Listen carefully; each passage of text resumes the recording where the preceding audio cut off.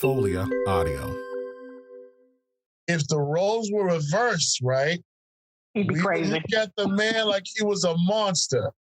We mean that's true. Yep. If the woman came and said, "Hey, how was it, honey?" and he was just like, "What the fuck? I work construction. My day was." And she started flipping out on him, and the lady just sitting there like, I'm a lawyer, bitch. You know how my day was.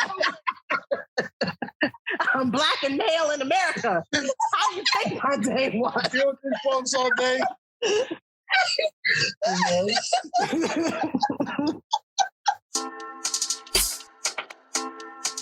Y'all ready? We are about to have some fun.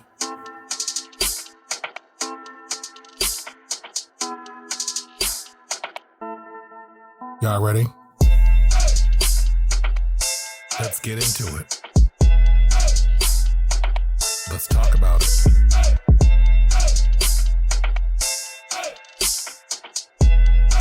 Y'all ready? So let's get it.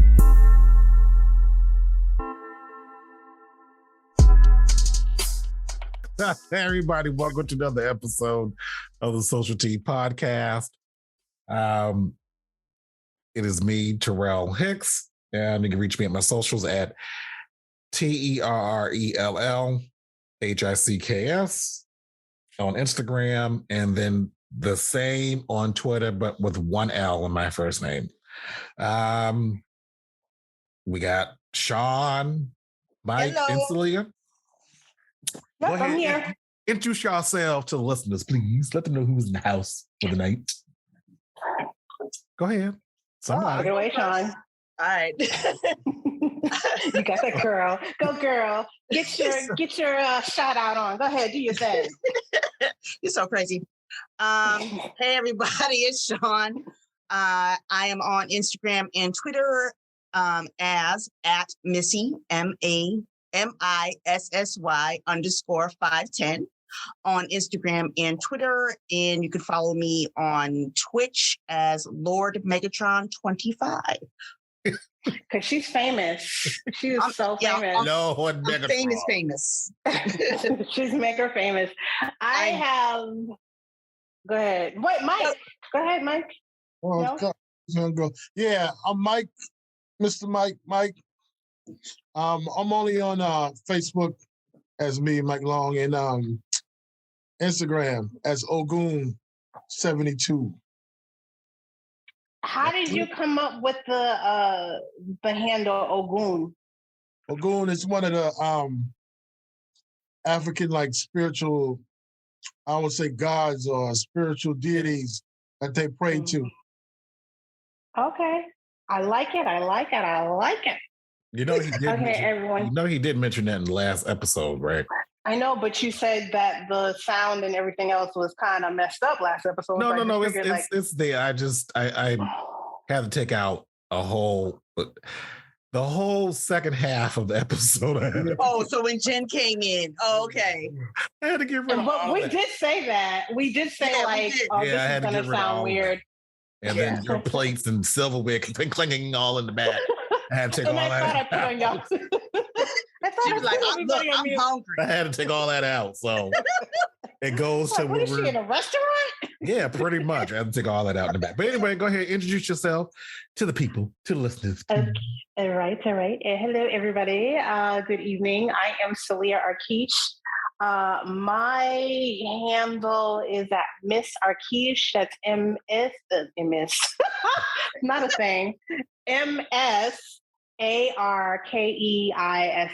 and I believe it's the same thing for Facebook. I really don't know. Terrell, you said it was. Nope, it's Saleia Arkeesh.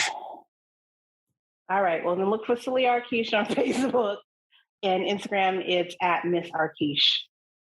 I'm on Twitter, but I'm lost. If somebody could help find me and guide me through that would be great. I don't know what the hell I'm doing on Twitter. Find me, please. Like my cousin said, you just feel like you're so lost on Twitter, and I still feel like I'm lost on Twitter. I haven't mastered it yet. I'm not on it like that. So there you go. All right. We're talking about the Hulu original Reasonable Doubt. Produced by Kerry Washington and Larry Wilmore for I know Kerry Washington's production company called Simpson Street. Oh, that's what's up. And we're talking about episodes 1 and 2. So I'm going to start with episode 1, which is titled Can't Knock the Hustle. So, initial thoughts, anyone who wants to go? Oh, pick me. Go ahead. Go ahead. You got that. Go ahead, Shawn. My opening statement is, I don't give a fuck about none of these people. Like, they're fucking awful. Damn. The only person that ain't awful is the little daughter. Okay, yeah, Well, she ain't in that many scenes. that's true. Okay, the son is a little bastard. I just want to punch him in the throat. Damn. Well, so I is am mine. Look, I'm not Right. condoning child abuse at all. I'm just talking about the character. I would just drop kick him in his throat. He get on my nerves. Jax get on my nerves. Lewis get on my nerves. The mama give up. Listen, Yeah. those are my initial thoughts, but everybody's going to hell. That's all. Everybody going to everybody? Like Everybody. Somebody judging. Dang. Damn. Oh, I'm mad judging. Listen. Look, if they I'm all not. Dang, Shawn. Dang, She Shawn. couldn't wait to get that off her chest. like, well, I've been holding it for 2 Kill days. everybody. Where's Jason at? Kill him. Kill him. Fuck him too. Fuck them kids. Well, what else? Well, okay, go ahead. What else? You don't like them, but any No, those are my initial Initial thoughts. thoughts. Okay. initial All right. thoughts? Okay, go ahead. Yep, Okay. that's all. I had to get that off my chest. Mike, Okay. what's your initial Um, thoughts? My initial thoughts were just it's a person that's she's well put together, but she's a mess. Okay, yeah.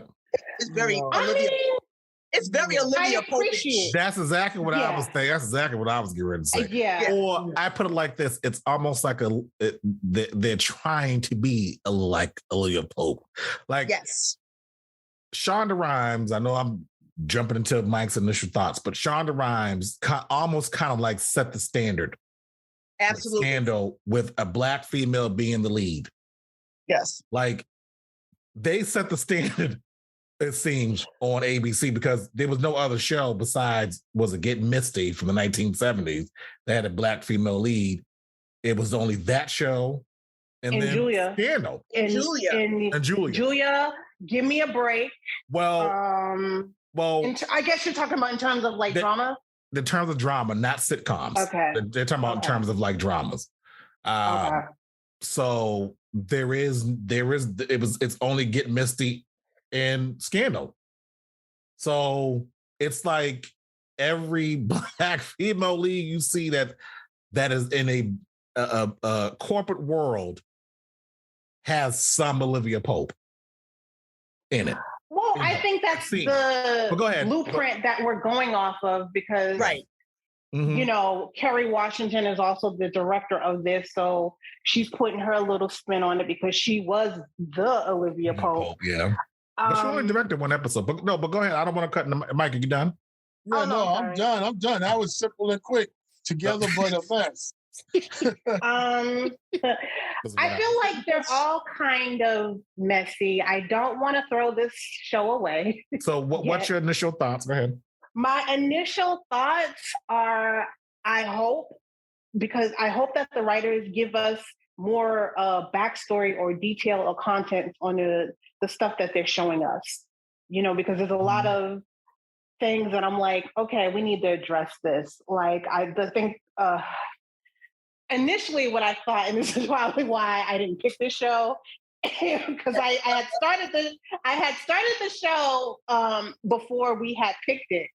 And so when she comes in, the part that I was just like, what? The part where she walks in, the first episode, she walks in and they're getting ready to go to church and her son responds the way he does. And I was like, you know, like, no. Like that was my reaction. And I was like, well, maybe he's from a different marriage. You know, that was like a thought because there's no way in hell my kid that came from my belly. Look, black kids don't talk to their parents like this.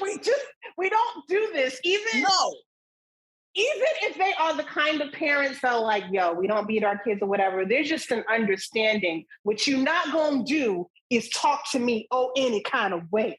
And thank you. I just I get it. Something like there's a lot of black parents out there. They're not like doing how they ain't whooping the kids' ass like we got. They're not getting it. I get it. I totally understand very like modern black parents. Got it. Well, but go ahead. But there is still an understanding. You're not going to talk to mom like that. And I get that maybe he's upset with the mother or whatever, because, the parents are just, I don't know what the fuck is going on with that relationship. They're coming, they're going, they're touching each other, they're groping in the car. They're just, I don't know what's happening here. Like, decide what you want to do, Lennox, or whatever the hell her husband's name is. Yes. So there, whatever, him. Wow. So there's that. Like the boxer? Lennox Lewis, the boxer? He looked like a Lennox. I don't know. But anyway, he's cute. One thing I will say, there are some beautiful black people in this show, and this is why I will keep watching it, because Michael Ealy's fine ass is in there, and I'm like, well, if he's in here, I have to watch the show. I have to see it through. Smooth too, boy. Look. All right. Okay, and another thing. Okay, first, her relationships with her friends. I would like them to flesh that out, because I don't understand. Does she hate this one girl that she's like talking shit about? She keep giving her the side eye. I think they will. They're giving each other the side eye, and it's like, did she screw your husband? Is that going to come out? Like, what are the contents about that? Like, let's deal with nuanced stuff, and I hope that the writers do that. Like, don't put it out there like she's just don't make her a trope. Don't make these black women tropes like they just mad and have attitudes for no reason. Okay. So, yeah, that was my first initial take on it. So I'll get my what's yours? Initial thoughts.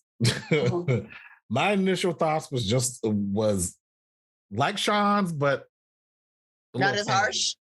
Yeah, it wasn't as harsh. I was sitting here thinking, I have no connection to these characters. I feel absolutely nothing. Nothing. Yep. It felt rushed. Like somebody told them, y'all got one episode to tell a good story. We'll let you know if you have the other 8 by the end of the details. Like, details. Just do it. That's the way it felt. Like, you got when she wakes up and then her husband's downstairs, I'm like, okay, does he? I don't know. I think what also threw me off was the cursing. I was like, okay, I get the whole thing of it being on Hulu, and yes, you're able to curse because it's not on network TV, but it's almost like you are making it more unrealistic because you're using, like, we're letting you know we have the ability to curse. So we're going to curse. And it's one scene, we're going to say fuck more than like 50,000 times. The writers were like, we don't have enough shits and fucks in this scene. You say fuck, shit, fuck. Those are the words. Shits, fucks, and nigga. That was it. I'm like, okay, so how many times? Yeah, I was going to ask that. I get that. So I'm like, okay. So it did seem kind of forced. I agree. Yes. Like it was, definitely wasn't necessary. Seemed, like that kid who couldn't wait till they turn 18 to start cursing. They start cursing on the phone in front of their parent because they know they can curse in front of their parent and their parent won't slap them in the mouth. That's exactly how that shit felt.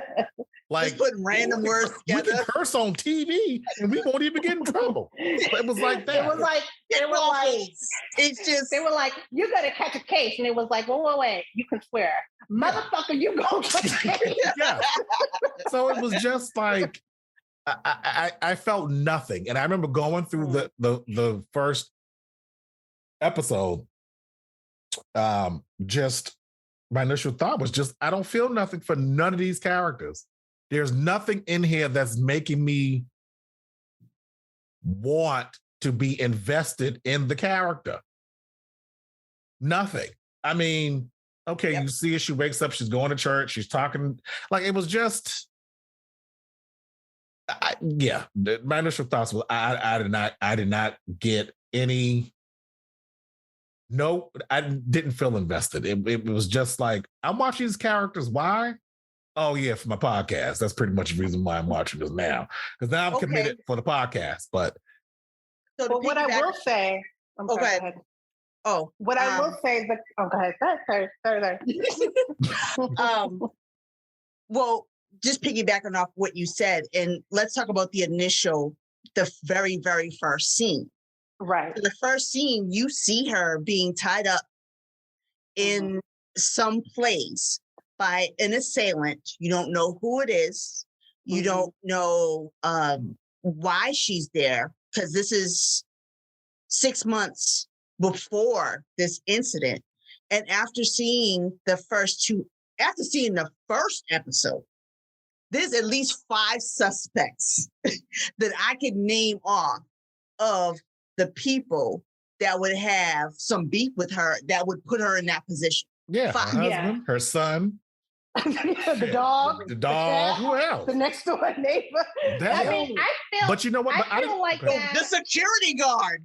Oh yeah, him, especially him, because she did him dirty. I got my own theories about that, but go ahead. What else? Yeah, she did him dirty. I felt that way after the second episode because the guy, I forget his name, the guy who she's defending now, Shawn, Braden.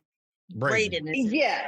Yep. Oh, by the way, this is somewhat of a like Save the Last Dance kind of reunion between Kerry Washington, I totally get it.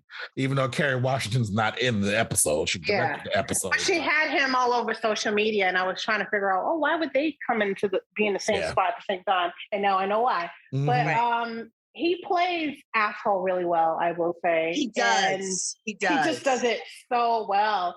And initially, I was like, "Oh, he did it, check him," because he was like, he did it. Here's the thing: her white coworker, Rich. I mean, dude, you should. When he's sitting in the meeting, like, don't worry about it. I'll handle it.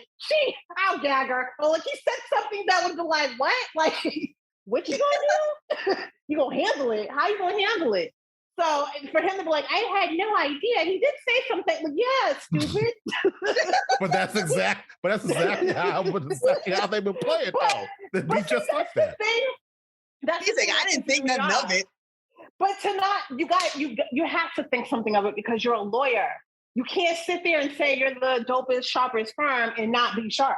That's another nuanced thing. That's like, even for her, it's like, is she always sharp? I don't believe it. Like, that's the thing I don't believe. It's like, you're gonna have to. I'm not believing that she's Olivia Pope in terms of fixing things, in terms of winning things, in terms of all of those things. I don't believe that. That's what I don't believe. I don't believe that she's a good lawyer. But see, here's the difference between Jax and Olivia Pope. Jax is a lawyer. Olivia Pope was a fixer, even though she was a lawyer. She was a crisis manager. She was crisis manager. So how they dealt with things in that respect is different. Like, oh no, I totally get it. But don't sit here and say that you're part of this dope firm. Like, make me believe that you are a part of this dope firm. Make everybody dope. Yeah. Right. Like, that's for him to sit there and blatantly say, if we, the audience member, are going, oh, he did it. He did. The only reason why I'm thinking that maybe he didn't was that last scene in episode 2 that made me go, okay, now that's a little, and I appreciate the writers for writing that little nuanced thing for him saying, like, I know I'm this, I know I'm that, I know I'm married this white woman, I know what it looks like, I know, but I really was in love with her. They set it up nice though. With the first episode, when he left off, he was like, I'll just take care of it. I know what I got to do. Right. But we all knew that he probably killed her. I know what I got to do. Everybody else. Right. And that's the thing you're going to think, is that he killed her. Which is good. But then it could have been anybody. At this point, it could be your husband. They said, even though they're saying, oh, no, everything's it could be her cousin. We don't know that they were all that cool. You know what I mean? We're thinking, oh, Well, that's Yep. exactly what I thought at the end of episode 2. What, the victim's It might be cousin? her. That it could be anybody. Yeah. Because, well, and I think too, with Okay, so let me cut you off. for me, and maybe it's a good job by the actors that, and I'm just putting it out there. I'm not an actor, so I don't know. Maybe they're doing such a good job for making us just have this reaction to them. I'm just trying to. I'm trying to give them. I'm trying. That's what I'm thinking. That's why I'm not like, I'm not ready to throw them away yet. Maybe maybe they're setting it up for us to make it look like some regular C movie / TV show that's just, has all these things. But they better get it together. But I think, I mean, the only reason why I say that is because, like, I mean, it did. I don't know. You got 9 episodes, so I'm assuming.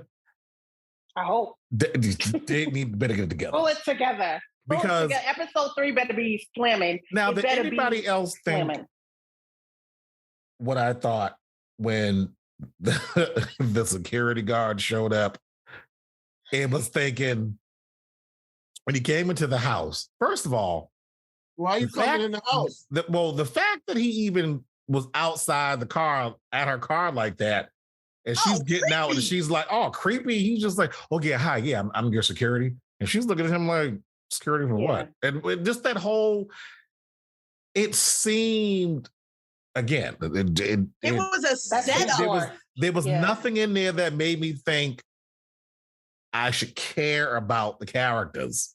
But I had said to Mike, I was like, "Oh, she gonna fuck him." So well, you already know that was coming. Because I mean, that was coming. But when he walked into the house and the husband was there. Well, why are you walking into the house? Like, right? Well, like, come on. It gave me, when him walking in the house and the way the husband and him looked at each other, and the husband said, "Well, I will be back at some point," and he kind of looked and went. I initially thought when he walked in the house, I was like, "Oh, the husband's fucking him." That's what I thought. The husband? Or you at first, because the way he walked in that house, it was almost like he kind of walked in the house like, I want to see what his reaction is now that his wife is home. But he was that would be interesting. But he was a real shitty security guard anyway, because he checked out one slider door and that was it. He never went upstairs. That's right. He did the sliding doors and that was it. He checked the door and he was like, "That was good." I mean, but he was also when he was following her. Get the fuck out of here. But he was following her everywhere though. But he was all up in her face. All up in her face. She went to his bathroom, was like, "Why are you here?" You know, this was almost like this is almost like I'm trying to. It's almost like a Shonda Rhimes-esque with a little Tyler Perry sprinkled in. It was like, what? But why he only come at night though? He didn't work during the day. Well, she ain't home during the day. But she's not home during the day. But the killer can't come in during the daytime. Wait for her. Her husband's really shitty for that too, because I mean, and she was mad that for obvious reasons, he should have told her. And can we talk about, should have told her what? He could have told her that he hired somebody to protect her. But also, what I mean? But you never saw a scene with him and the security guard together. No, to even discuss. But I think that's part of. Yeah, I think that's part of what makes you. Now you're guessing about everything. You're guessing. That's true. My guess was the security guard that the husband hired the security guard to come at her because, the whole camera thing is freaky stuff going on. I thought the husband might have hired him when they looked at each other to mess with her. But didn't he know? He did. He did. But didn't he know? But not they sure got it on camera. So if they do get a divorce, he can get paid. But she already knew the cameras. But the cameras. But she already knew the cameras were there. He had placed the cameras in the house prior. But here's the thing. Because she alluded to the fact that she had did it before. So this went okay. Michael Ealy's character Yeah, jumping off. Michael's. Yeah, I know we are. We know how we do. We're jumping all around. Podcast we're jumping all around. I don't even know what episode we're talking about now. We're talking about all of them. 1 and 2. 1 and 2. Yeah. We're talking about episodes 1 and 2. Oh yeah, spoiler alert, by the way, if those who haven't watched any of these episodes. Here we go. I'm letting you know that 45 minutes in. The next like 7 to 8 episodes of this podcast is going to be about reasonable doubt. So don't watch it. I would for sure that you need to watch it and then watch it and then listen. And then listen. And listen. We gonna tell all We're going in. We don't care. That's it. We're spoiling all We'll be at least about the way I will have the episodes released. We'll be about at least I think either a week or 2 weeks behind the episode. Yeah. So in terms of where the episodes are being, where the podcast episodes are being released, will be about 2 weeks behind the episode we're talking about. So like we're talking about episodes 1 and 2, which happened last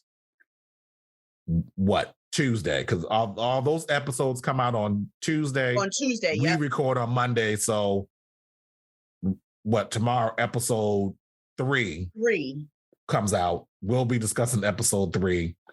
On Monday. 3 and 4, because I feel like Hulu was like, let's just pump these out. Well, actually, they're actually going to put them out once a week. It was just episodes 1 and 2 that came out the same day. Oh, so it's sort of like Disney Plus. Like so it's going to be just like they did with multiple one for the first one. What was the other one she had? Little Fires Burning, Little House on Fire. Oh yeah, that was little fires everywhere. Yeah. I love the book. I couldn't watch the show because Reese was giving Major Karen, and I just wanted to punch her in the throat. So anyway, I'm sorry, Saleia. Go ahead. What was you going to say? I was going to say Michael Ealy's character kind of, said something that made us, okay, this is something we're supposed to pay attention to. He said, I think, well, maybe, I don't know. She was in jail the whole time. But no, he said, I thought you liked criminals. And I'm thinking, well, there might be something to that. Like her husband is probably a low-key. But in episode 2, you find out why he said that.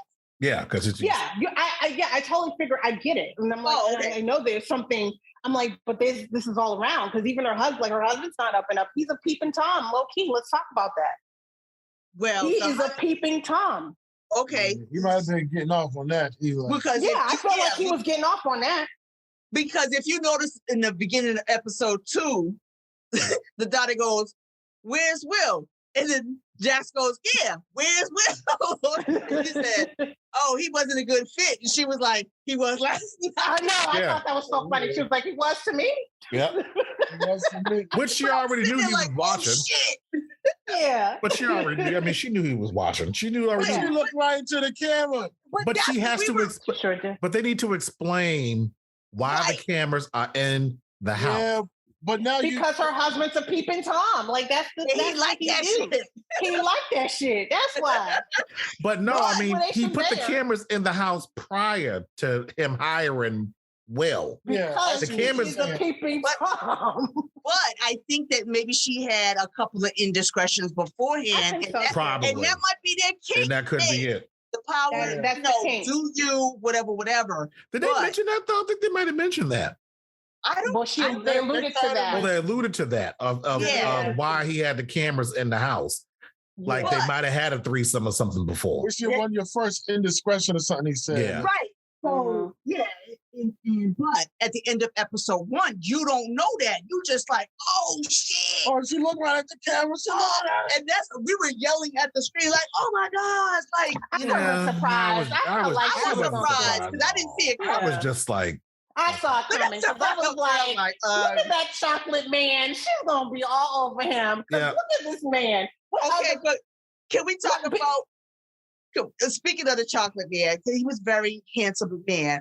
But can we talk about the next morning when this motherfucker was in there cooking eggs and shit, and she was like, "You're still." He was so cute. But also, my thing is, but you're still here. But you didn't smell the eggs and bacon cooking while you was upstairs. It took you to get all the way down to see him cooking for you to actually realize. They got a big old house. She's in the zone. Your house is big, but it ain't that goddamn big. You can't smell no bacon. You was smelling bacon. Yeah, I thought that was creepy because I'm like, bro, he was already creepy enough. True. Yeah, he's creepy and cute. That's what That's what makes him more of a suspect too. Oh, absolutely, because he's drunk. But even in that first scene with her being tied up and gagged and I'll give you anything you want, I didn't even feel no connection even then when I was sitting there watching this. I didn't feel like, again, why do I need to pay attention to this character? What make me fall in love with this character? Like I need to, I gotta root for her in some kind of way. Her being tied up like that, I did not feel like it was just like, okay. And then she started praying, which I thought was like, oh gosh, like, is it? Yeah, I told you. He has a little Tyler Perry sprinkled in. Everybody, she's finding Jesus at the end. Is she going to denounce God and be like, I don't care about God, I have kids? If it's going to be one of those type of things, I won't be able to sit and watch. Also, too, can I just say it was good to finally see Pauletta Washington. Oh, yeah, acting. Absolutely. It just felt so good to actually see her.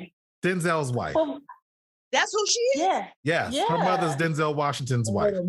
But she was in She's Gotta Have It too. And I was like, yeah. Which one? The remake? Can we talk about the mama real quick? Oh, I didn't see that. I didn't watch the remake on Netflix. Oh, okay. I didn't watch it. Yes, go ahead. This Miss Pauletta Washington. Listen, Miss Pauletta, you did a fine job, but you was really giving Whitney Houston's mother and Waiting for Exhale died. Girl, yes. I thought that. Yes. I thought that. He is a good man. He's just fine. He's a good man.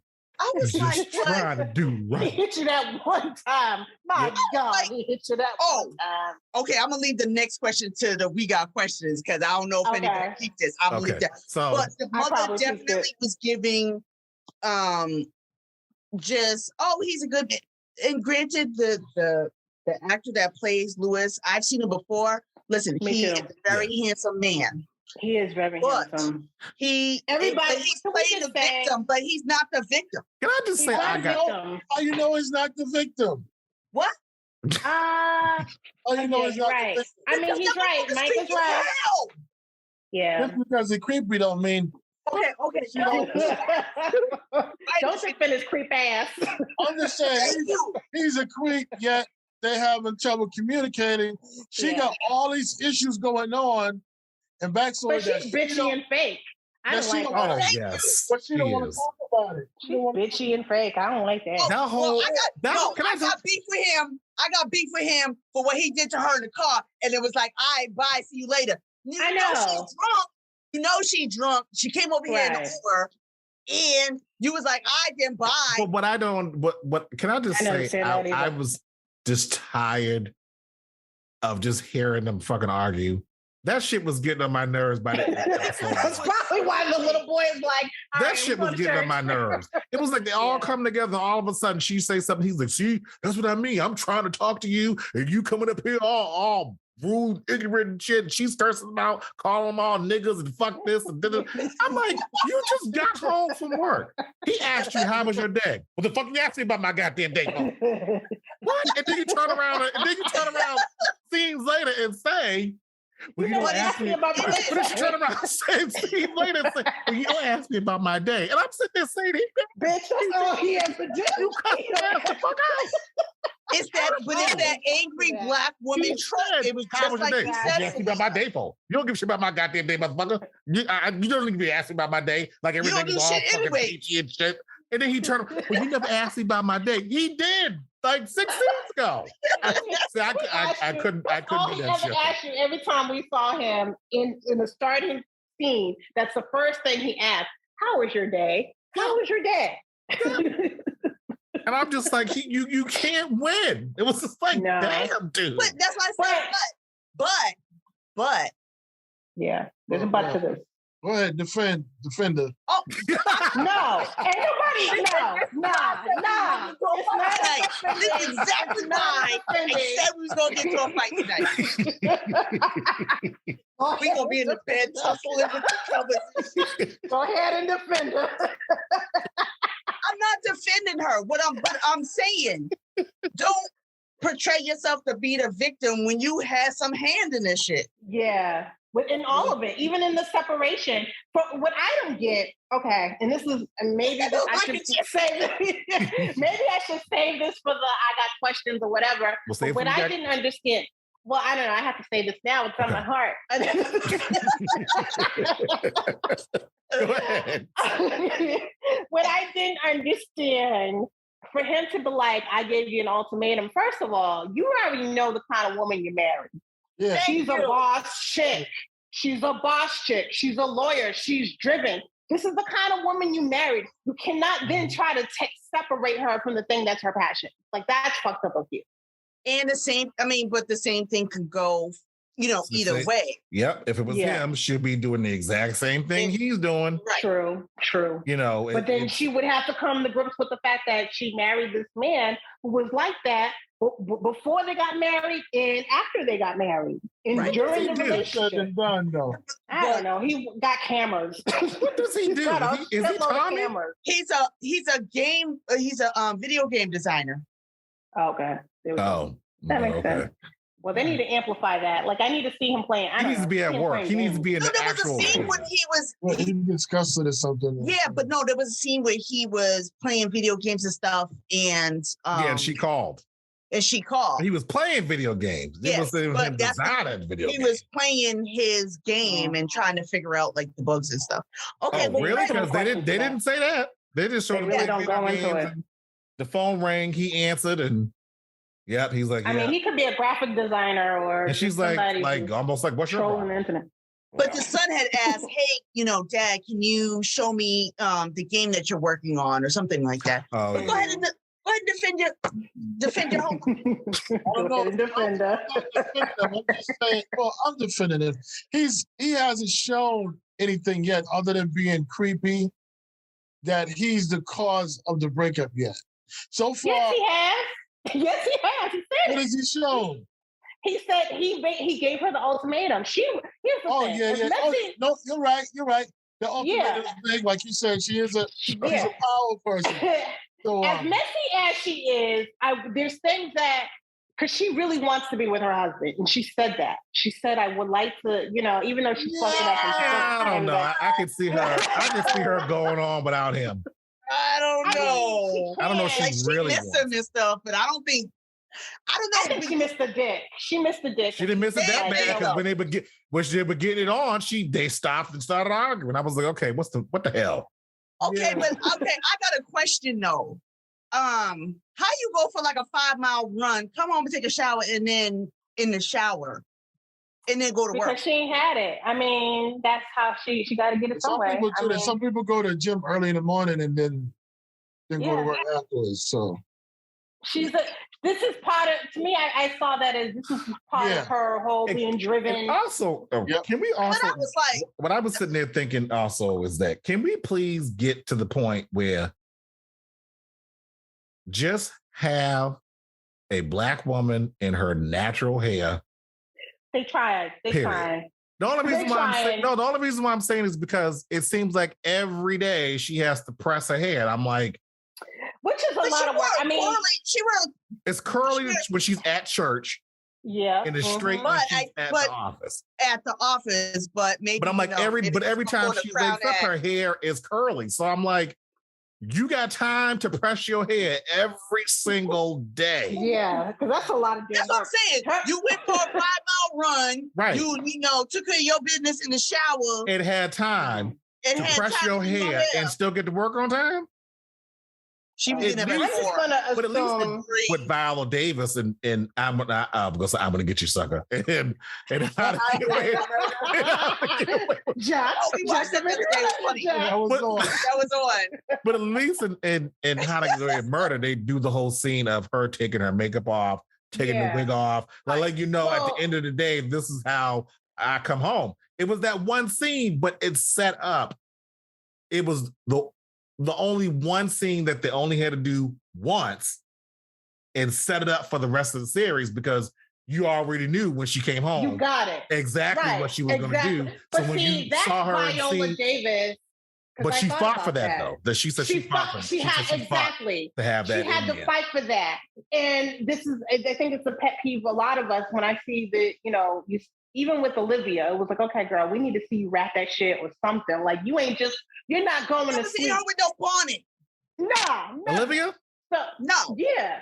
Oh no! When she got kidnapped, when she had to have that natural hair, and they had her in the that cracked me up because every time I watched that whole sequence, all I can think about is Jerry Curl from Hollywood Shuffle.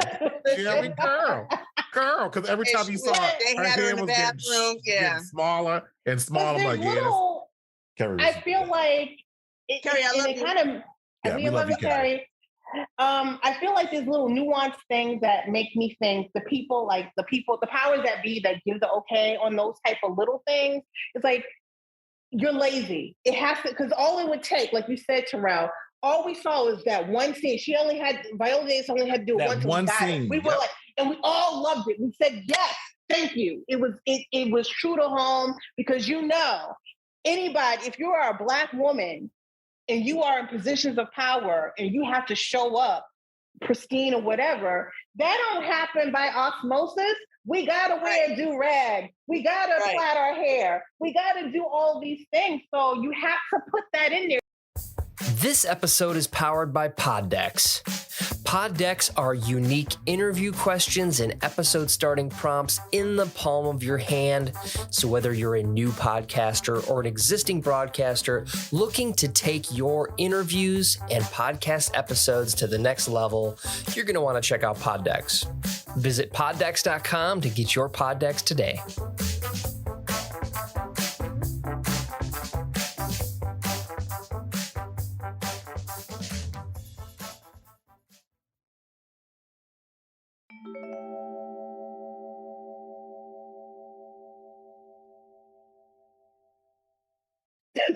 White women well, damn. who get to just fall asleep and just be. It's not the same thing. Well, it just kind of pisses me off because they wrap their hair too. Not like that. Well, not like how Black women have to wrap their hair, but they wrap their hair sometimes at night. Depending on who it is. But not like who it is. I put it that way. But I just want to know how she got all the fine mints, all of them. But that's the show. That's how it always goes. Okay. So she got the security guard. She got her baby daddy. She got Michael. Her husband. Yep. And then, we don't know if she got him. I think she gonna have Braden too. But Braden had love. Nah. I don't think so. I think he's just an eye candy, and I think what we'll see from them is just a whole lot of like banter. You know what I mean? Like, do you think it's gonna be? So I think he was so dismissive of her, like in the beginning. Oh yeah, he was very like. But then he was like, he said, "Oh no, the Black one, the lady, and he was just like, he's such a jerk. He's such an asshole, man. We were saying that because he's a powerful dude. Also, that's used to dismissing people. Just because you're powerful, don't mean you ain't got no manners. Yeah, of course. But you know what? Dismissing people. I appreciate that he's there because honestly, when you're in those positions, as Black people were told to be so humble, so whatever, he's showing a different side of that. He's like, I know I'm great. I know I'm dope. And even when she's like, oh, your business is gonna, it's gonna make $1 billion. He looked at her like, yeah, of course it is. Like, you know what I mean? Yeah, like I wouldn't do it if it didn't.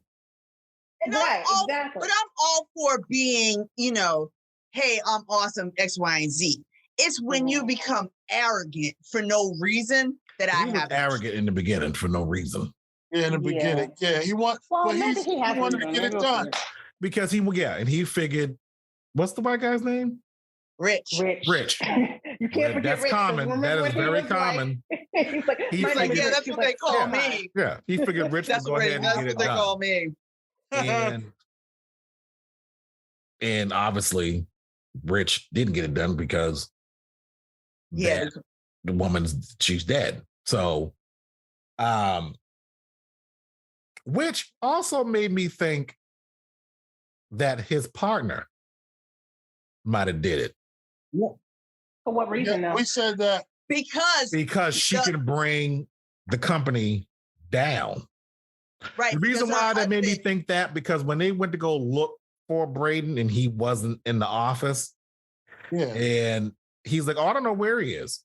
Oh, he's on the other side of the other side of town. He's like, I don't know where he is. But that was after the fact, though. That was after the. It was after the murder, but it was still the way he looked when she said, when her PI guy found him, and she said, "Oh yeah, we found him." The look on his face was, oh, the look on his face was like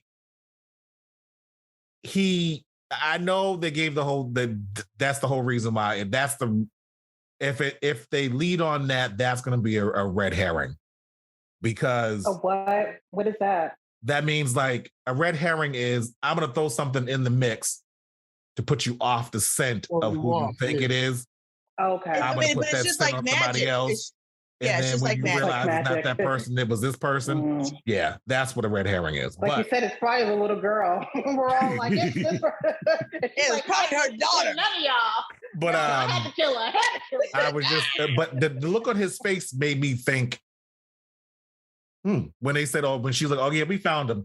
And she told Rich, you go to the police station, I'll go and get Braden. But the look on his face when she said we found him, the look on his business partner's face, I think it was a business partner, it made me go, because I'm thinking, why are you looking that way if you ain't trying to hide something? Just the way that he looked. It was just the way he quickly. I mean, you could be spot on. I think you could probably be spot on. It's one of those whodunits, and we're supposed to be engaged because somebody dies. But it's very How to Get Away with Murder type ish. You know what I mean? Yeah, but I felt for those characters though. That's the difference. But remember when Sam died? Remember when Sam went? The husband, when Annalise's husband, went missing. It was kind of like, okay, well, who did it? And then they all had, throughout the season, they all had a hand in it. Right? And then you realize, who actually did do it? Did it, right. Yeah. I need to see that again because I forgot who did it. I really did. I haven't seen that in so long. Well, it's funny because each season it opens with somebody being dead. So then you try to figure out who did it. So then it works backwards. Yeah. Mm-hmm. Yeah. I think after Wesley had died, I was like, what? Yeah, I was like, who cares? Right. Yeah, I don't think they should have killed him. I don't think they should have killed him off. Yeah, but he probably was like, you know what? I'm going to say. There's red herrings all over the place with this. That's why you're having issues with all the maybe. It's a possibility, but I don't feel like. I don't know. I don't know if there's a whole lot of red herrings. But you never know. You never know. I think I'll tell you right now, if episode 3 is like episode 1 and 2, we are gonna know. Because I'm gonna be like, boop, turn this stuff off. What? You turn it off? Will you stop watching it? Yeah, many times I was looking, I had to pause just to see how much I had left on these episodes. Yeah, I should do that. Well, see, I would pause it and I would write stuff down because. No, I was pausing to see how much time was left in the episode. I'm like, I still got 45 I did that once. Here's the thing. I hope they pull it together because I actually like Imiyati Kanadi, the actor who's playing Jax. She played in Ava DuVernay's In the Middle of Nowhere. And I feel like I didn't see that. For this to be her, it's a really good movie. You got to see that. But for this to be her leading role, she deserves some quality material because she really is a good actor. She really is. But you ain't going to see that. Potential there. There's potential there. Yeah. Because she's good. But I mean, like, actors can only do so much. Like, I always think, is this a writer thing or is it an editing thing? Because I have so many. I hope that they're just not these 3D the characters that we can figure out who they are in these 1 or 2 episodes. Like, give us some nuanced stuff, I hope so. But I think they put this stuff out to kind of they thinking that they could draw you in. Now, I think we're asking for it, so they have. What do you mean we're asking for it? You're asking for extra information, so we're in. No, we're not. You want to know more? Well, I mean, we're in for the podcast, obviously. I mean, that's what I mean by we're in because we're going to watch the podcast. So I mean, we're doing it for the podcast, but I feel like if you write some, I don't know, if you put something out there in a story and you show it, and it's a little thing, then I expect you to pull that together and explain it. Because why is this person saying this, or why is this person looking that way, or why? You have to explain that eventually. You can't just gratuitously putting out, action with no context. Like that doesn't. Yeah. And we can already see her stepfather either molested her or raped. He probably right. Something. I'm like, we see that already. Yeah, I saw that. That was one of my questions. Oh, I'm sorry. I don't even know how much time.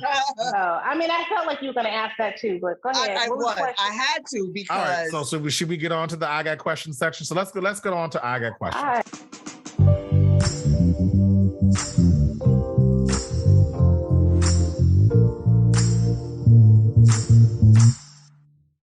Okay, so my first question is, I don't know about jail life and how it gets down in there. Me and Mike were having this discussion. Oh my God. I know where you're going. Yes.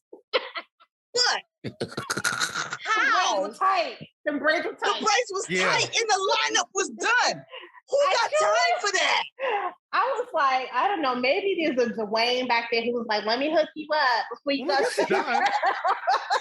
I mean, it looked nice. It looked like it though, but I was like, but wait. They really, I know that, they have barbers in jail or whatever. The same thing too when I saw the braids. I was just like, okay, so nice. You got able to get his hair done. All right. They got a full salon and got a haircut. When that's what I'm saying. They got a lineup and he got the braids. How the hell haircut?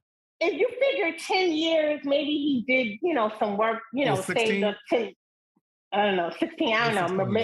Those pennies added up and he was able to get it. They put some money on his books. He put some money on his books. There you go. Well, that means somebody else besides Jax is putting money on his books. Okay, so my next question, and I need somebody that has law experience. The bullshit reason that he wanted to get out of jail was to admit to the crime so he could get out of jail early. How the fuck does that work? About that. Because your plea bargain. Well, I was hoping. I don't know. There's I a was name hoping. for it.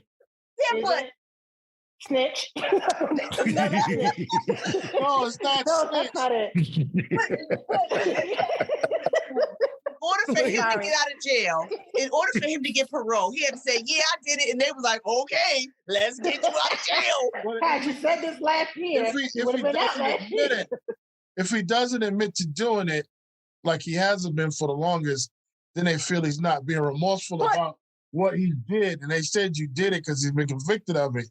But once you say, you know what, I did it, I accepted I'm wrong, and they give you deals to get out of jail early for that stuff. But you's a murderer, one, and But she was right. Jax was right in terms of like it's gonna follow you. Yeah, no, but he'd been in there for like 8 years. Yeah, but he's on the beach. Sean. I mean, yeah. He's on the beach. He's chilling on the beach. You could be on the beach chilling, or you could be in jail talking about, yeah, I know I'm right. Right. Yeah. And that's what I'm saying is, but that's what I'm saying as a judicial system. So what you're telling me is, if I say, yeah, I did it, I could get out and be like, all right, bye. No. That's it. But no, but I think not in real life. For him, not in real life. With his whole thing was, because she was like, oh, if you're admitting to a crime you didn't do. And he was like, because this was not his first hearing, is what I'm getting. He has had other hearings where he was like, basically did it her way and said, I didn't do it. And they were like, yeah, we don't believe you. So in his mind, he felt like, all right, I'm going to do it the way they want me to do it. And I'll admit to the crime so I can get the hell up out of here. And feel remorseful about it. It always reminds me of like, you ever see Shawshank Redemption? Yeah. Mm-hmm. So when Morgan Freeman keeps going up to the parole, and every time he goes up, he keeps saying the same thing, and they're like, denied. And then that one time he goes up and basically is like, I frankly don't give a damn what you're going to do. Yeah. Just stamp your damn paper because you know damn well you ain't letting my black ass the fuck out of here.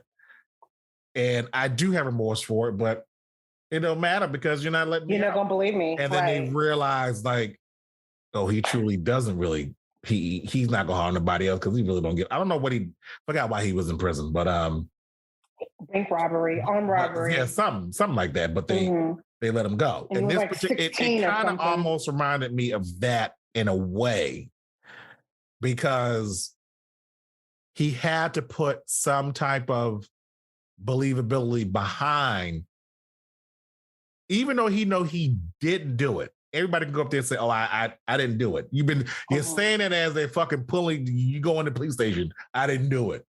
And they're, yes, you did. No, I didn't. Yes, you did. No, I didn't. So it had to get to the point where he was like, "Oh, well, you know what? Let me just go ahead and just say I did it," because that's what they want to hear anyway. Yeah. And if I'm believable enough behind it, if I put enough believability behind it, with enough, tap of remorse, I can get out of here, because now they realize, oh, he does admit, and he's moved on. That's why he did it. Yeah. In real life, no, his black ass would still be sitting in there right now. Or not. I don't know. It's a gamble. Because you know how many people really. Do you realize how many folks would be, yeah, I did it. I sure did, and be trying to get out tomorrow. Damn. If that shit was true. Yeah, I did it. Yep, slit a throat from ear to ear. Let me out. Damn. Yeah. She died from a gunshot wound. What are you talking about? Oh, sorry. Wrong person. Wrong person. Sorry. I did another one too. That stuff happens, but that only, I think they want to see if you're consistent too. It only happens at the beginning. And when you go to trial and they're like, "Oh, you're about to," it's all right. You want to admit to it, you can get 6, or you cannot admit to it. You're not admit to it, go to trial, you either get away with it or you get 20. So what you gonna do? Sounds like a lot 16 of work. years. Yeah, that's mean. It's horrible. It really is. I think it was 16. Horrible, 16 or 6, one or two. I think it was 16. I believe. And even with, I don't know, they should have put something in there with, I don't know, where they actually found evidence or something. I don't know. Like it seemed real lazy. It seemed real lazy. Yeah, there was nobody doing any investigation into his, for him to be found innocent. He was just sitting in there chilling like, doo-doo-doo-doo-doo, and that was it. And then she's like, "No, don't do it." But where was you at, like 8 years ago? What I didn't get, and I mean, I got what they were trying to do, was the whole juxtaposition of him and her when he was going into the courtroom, and then when she ran to the chick at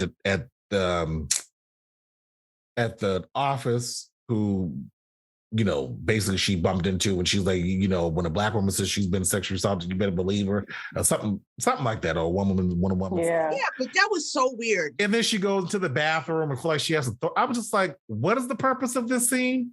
Right, because I was like, is she pregnant? No, like she been. Well, no, I didn't know she was. No, I didn't think she was. No, but I think I think for a quick thought, I did think for a quick minute that maybe she was pregnant. For a minute, I was like, "Ooh, who?" For a quick minute, but then I didn't understand putting that up against Michael Ealy going into the courtroom, because I thought as it was no correlation between the two, because they don't fit. Right, they don't fit. It wasn't like she didn't believe Michael Ealy's character. She just wasn't able to get him off, and she didn't even talk to this woman. So it was like I didn't get the point of having both of them together. Now, if she didn't believe Michael Ealy, and then that's why he ended up going to jail, then I get it. But she believed Michael Ealy. She just couldn't help him. She couldn't win the case. This here, she never talked to her. So and that's how, and for their interaction to be so man, it's like, I don't know you, man. Where you come from? But she knew of her, right? Because of apparently, yeah. So and if that was the case, why didn't holler at her offline? Like, hey, let me talk to you real quick. Whatever. I think she was just so angry. The way I gather it, like the Kanisha, or whatever the child's name is, she was just so angry she was so angry at the, how dismissive it was. And then she's saying this Black woman who she knows about, who she's probably heard about because Kanisha's also a lawyer or whatever. Oh, and yeah. So, because she mentioned that. So I think in her mind it's like, oh, how could you, do this? And then accumulate why Jax responded the way she did. The way I interpreted that was it was an accumulation of all the things that she was going through. Like she just been cursed, well, not cursed out by Kalisha, but to piggyback off that is even when episode 2, when, after all that shit she was talking about Brayden, and then she ended up taking him on as a client, and the cousin is watching it on TV, like right. And she was like, she had talked to the cousin, was like, Fallon is her name. Gave her the card. It was like, here, talk to this, victim advocacy group and blah, blah, blah, blah, blah. And helping her to turn around and you spit in her face and defend her cousin's accuser and quote unquote murderer because, right. Everything about their interaction to me just felt like cold on Jack's part. It was very fake. It was very fake. Yes. It wasn't even like, I don't know. They could write her better. They really could. But anyway, like even when the minister was like, "Oh, I thought you should get her some advice." It was no, "I'm sorry for your loss." None of that. Nope. And it was just like, "Don't be hating on me, girls." Like, what? She just lost her passion, bitch. Like, what? Pretty much just the way it was. Like, can you? It was very cold. More, I don't know, compassionate. I don't know, like. And also, too, I didn't even know her cousin went to that. The girl's cousin went to the church. Exactly. Well, they said she's another another member here. Well, when if they had showed her in a previous scene, Okay. So speaking of church, that must be a small town. It's LA. Ain't nothing small about LA. Well, shit, Michael Ealy lives right across the street from the church. Yeah, apparently. That's talking about small world. So can we talk about the whole church? Wait a minute. Hold on. Stop. Hold on. Let me cut you off. Wait a minute. Now, speaking of Michael E. lives across the street from the church, where the hell was her family when she was sitting in the car watching Michael Ealy cross the street? They was their dad. Reverend, I guess. Oh, they was with daddy. They was they were dead. Okay, all right. Because I thought they all rolled the church together. Okay. Okay, but why is she showing up drunk talking about, I want to see my kids? Like, really? But wait. Why are you talking shit in church with your baby daddy? They was in there talking shit. That's how they get along. That's when they get along. Okay, but what is the reason for having this facade going into church? It's church. You know what I mean? I can see that. Though. You want people to know you. Why are they going to church anyway? I mean, like, their life is fucked. They're going to need more than just be praying. Anyway. You go to church for? Y'all need an exorcism right here. Like, the demon and the devil is busy in y'all's lives. And again, you are talking shit about people in church. Mm-hmm. Like, well, that's real. Well, that's real. That's real. That happened now. Yeah. True. And listen, but that's why I said there's nothing redeemable about any of these characters. So you do all this shit all 6 days a week. On Sunday, you think it's going to be okay? It almost feels like this whole script was something else and they merged it with another script. Like, let's do that. Right. Like, they was like, oh, remember that script I was working on? Forget that. Merge it with this, the lawyer. Let's delete the zombie. Because what they didn't do, which I thought they should have, that I'm hoping that they still continue to do, but I don't think they're going to do. Let's hope they do. I hope. But in the first, 2 episodes, I didn't know who the hell the other characters are. Because they don't see each other. I don't really know.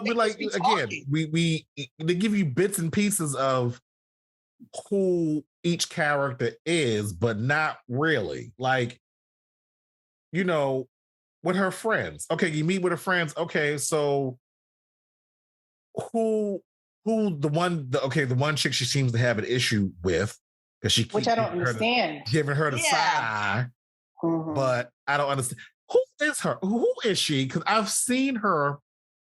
I would say the same thing. I've seen her play in something else. Something. She was married to somebody. Like she is. I've seen her somewhere else. And at first I was just thinking, damn, what happened to her? I feel like she was in some type of BET movie or something. She's been in something, and I can't think of what I've seen her. I'm going to have to Google her when this is over. Not to degrade a BET, but I just feel like she's been in one of those. But it was just like the first episode. We could at least seen her husband actually working. You could see like would that have mattered? I don't know if that would matter. No, I mean, I don't know, but give it some type of. It needed more. I feel like something's missing. Yeah, it feels like there's salt missing. It feels like we're giving soul food, but it's got all the right seasoning. You're missing seasoning. Exactly. Yeah, missing seasoning. Yeah, you're missing. No, I think you're right. I think, and you would hope. Again, these are the first 2 episodes. They try to draw you in. You're hoping that maybe episode 3 is going to be different. Probably not. Answer some questions. Well, I'm hopeful. I'm hoping that it will be. But let's look at what else have you watched on Hulu. So let's talk about like 9 Perfect Strangers. But that was actually good. Okay, but it still took you a minute to kind of build up to finding out each character of why they was acting, why they were there, what was their backstory, whatever. But also too, that's on a retreat, so you got nothing but time. No, I think but it's still like. But the trailer also is what came right, but it came around full circle. You know what I mean? Because it did start off slow, and I hope that Reasonable Doubt comes full circle. Like we have all these questions. I mean, I'm hopeful, and I feel like we really. Sometimes we give Black, when we talk about Black content, I think we dig in hard. We are our own worst critics. Yes. We really are. But we expect stellar. We expect you to be on 10. Right. From because the gate. Of the fact that we always have to be on 10, regardless of our. We're expecting this. And even though Kerry Washington's executive producer or whatever, she still has other people with her who are non-Black who are also executive producers. And Larry Wilmore. And also the creator too is one of the executive producers. Larry Wilmore is one of the executive producers. Those who don't know, he was a writer on I think it was Insecure. And Insecure. Yeah, and Insecure. And he had his own show, the Larry Wilmore show too. Yeah, he did. Mm-hmm. He had his own talk show. But yeah, he wrote for The Simpsons too. Yeah. So he's been around for years. He's been in the game for a long time.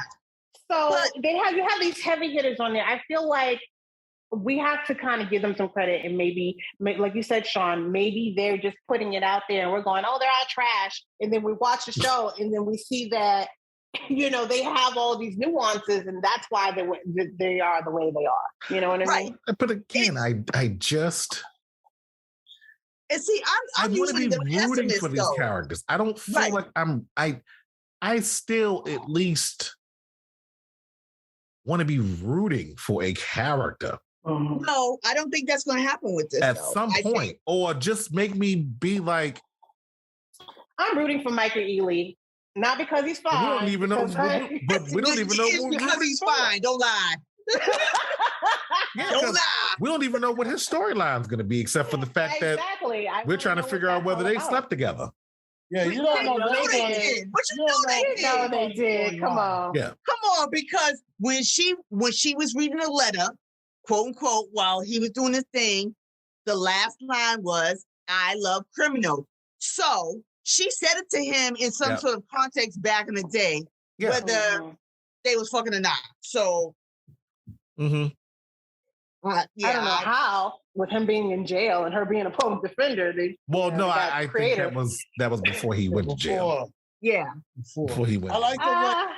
I I like the way when she tries to talk to him. Here we go. I like the way she tries to. Here we go. She tries to refute Michael Ealy. He says some real smooth stuff and get up on her, and she like backs up like. But that kind of is like against. Because she's married. She's married. She fucked up.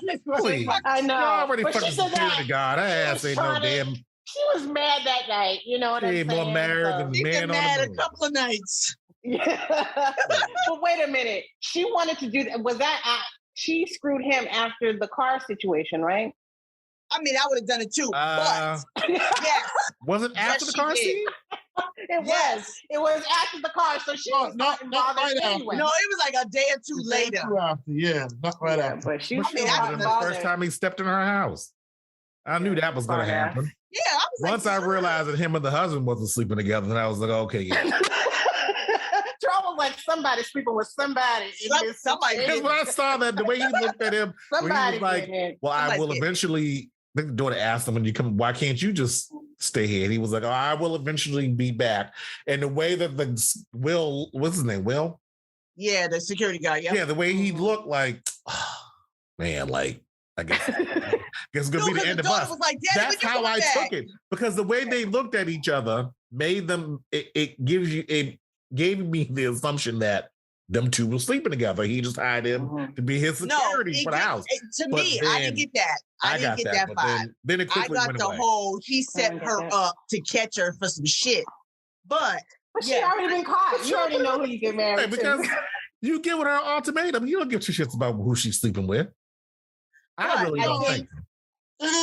He giving an ultimatum because he want to be with her. He's tired of her. No, he ain't. Well, she's a lawyer. No, he ain't. I mean, listen, he might generally love her.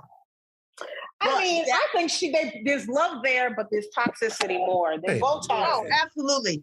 And I think what Michael Ealy had offered her was something that was different from what she currently in, or she married Lewis because Michael Ealy was in jail. And like he said, if I wasn't even in jail, what would that look like for us? And she was like, yeah, they would be together. Mm-hmm. They would be together. That's right. She was like, no, I don't want you. No, stay away. Mm-hmm. Yeah. So yeah, I mean, don't get me wrong. Okay, he's smooth and whatnot, but he's also manipulating her as well. I don't think he is. I think he's probably the voice of reason for her. I really do. Because he calls her out on her bullshit. He calls her out on it. Yeah. Like, what are you doing going to my church? And she's like, the church is directly across the street from my house. Well, can you stop following me? He's like, but you're in my neighborhood. You in my house. I'm trying to redeem myself. Right. I thought that was hilarious. He was like, I'll go to another church. All right. Mm-hmm. You're so smooth. I'll cross town or some shit. Yep. But they all can be game. He can be running game on her. Probably. She likes it, so it doesn't matter. Or not. You mean what, him showing up at her church? Oh, hell yeah. What, him showing up? Get a halfway house across from her She'll church. definitely show up now. He was saying something smooth like, I'll switch. She won't be late no more. No, you got that right. She won't be late no more. But we gotta go. Come on. Everybody get But why? Of all the halfway houses in all of LA, you chose that That's one. what I said. It must be a small part of LA. Ain't no small part of LA. I'm thinking, but it's huge. Why? I don't know if he's trying to run game. I mean, he had 16 years. How did he know what church she's been going to for the last 16 years? But you in jail, you got time. You got people on the outside. You don't think she's not being followed? Yeah. Why though? I mean, why for her? Look, I'm trying to help the script. This is why I don't even. It couldn't be a setup because he didn't even know her ass was in the private sector. He still thought she was a public defender. Yeah, exactly. True. So right. He didn't know what was going on. He just happened. I think he's. I don't think you choose. I don't think you get a choice in the halfway house your ass is supposed to go to. Yeah. You do? I don't know. I don't know if you get a choice. I don't think you get a choice. You just go where they got an open door and open bed. It just happened he'd be across the street from the church. I'm not about that jail life, so I don't. Me either. I mean, I just know. I don't know. family members being in there. More, right. not longer than. And you can't. What I do know, and I saw this like in a documentary, like you can't. I think you can't go far. Like you know what I mean? Like you can't like leave the state or whatever. Or you have to like. Oh, you don't even go a certain radius too, I think. Yeah, certain radius. So I mean, how far is the jailhouse from there? Because the jailhouse and the church and the halfway house are on the same block. Did they even really do say like criminals? Did they even say if he was on probation or not? Or I don't know. No, they said he was a free man. Yeah, that was. But no, you get on probation because you have to see. Okay, so I like low key dated this guy. Oh yeah, go ahead. Yeah, Terrell, you know. So anyway, I think for like a year, you have a probation officer. Like you have to make sure you got to check in and do all that stuff. Yeah. So there are rules. He would be in a halfway house. He would have curfews and all that stuff that he would need to abide by. Okay, my next question, and you and I had the discussion at the end of episode 2. Now, you watched your wife have sex with this other man. It obviously turned you on. Yeah. How do you then talk yourself out of having sex with your wife by opening your damn mouth? Oh, is that what happened?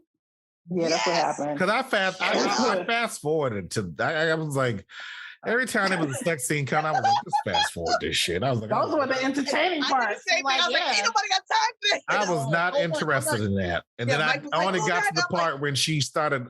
I could see. I mean, I fast forwarded slow, like at whatever the times 2, because I didn't want to go too far. But then I could see that she stopped and was talking, so I was like, hit play. So I could hear what she was saying. And I didn't hear what he said to get it started. I really didn't want to rewind it because I really didn't want to see what got her. What got him was he was like, "Oh, that's what you like, don't it?" She's like, "What?"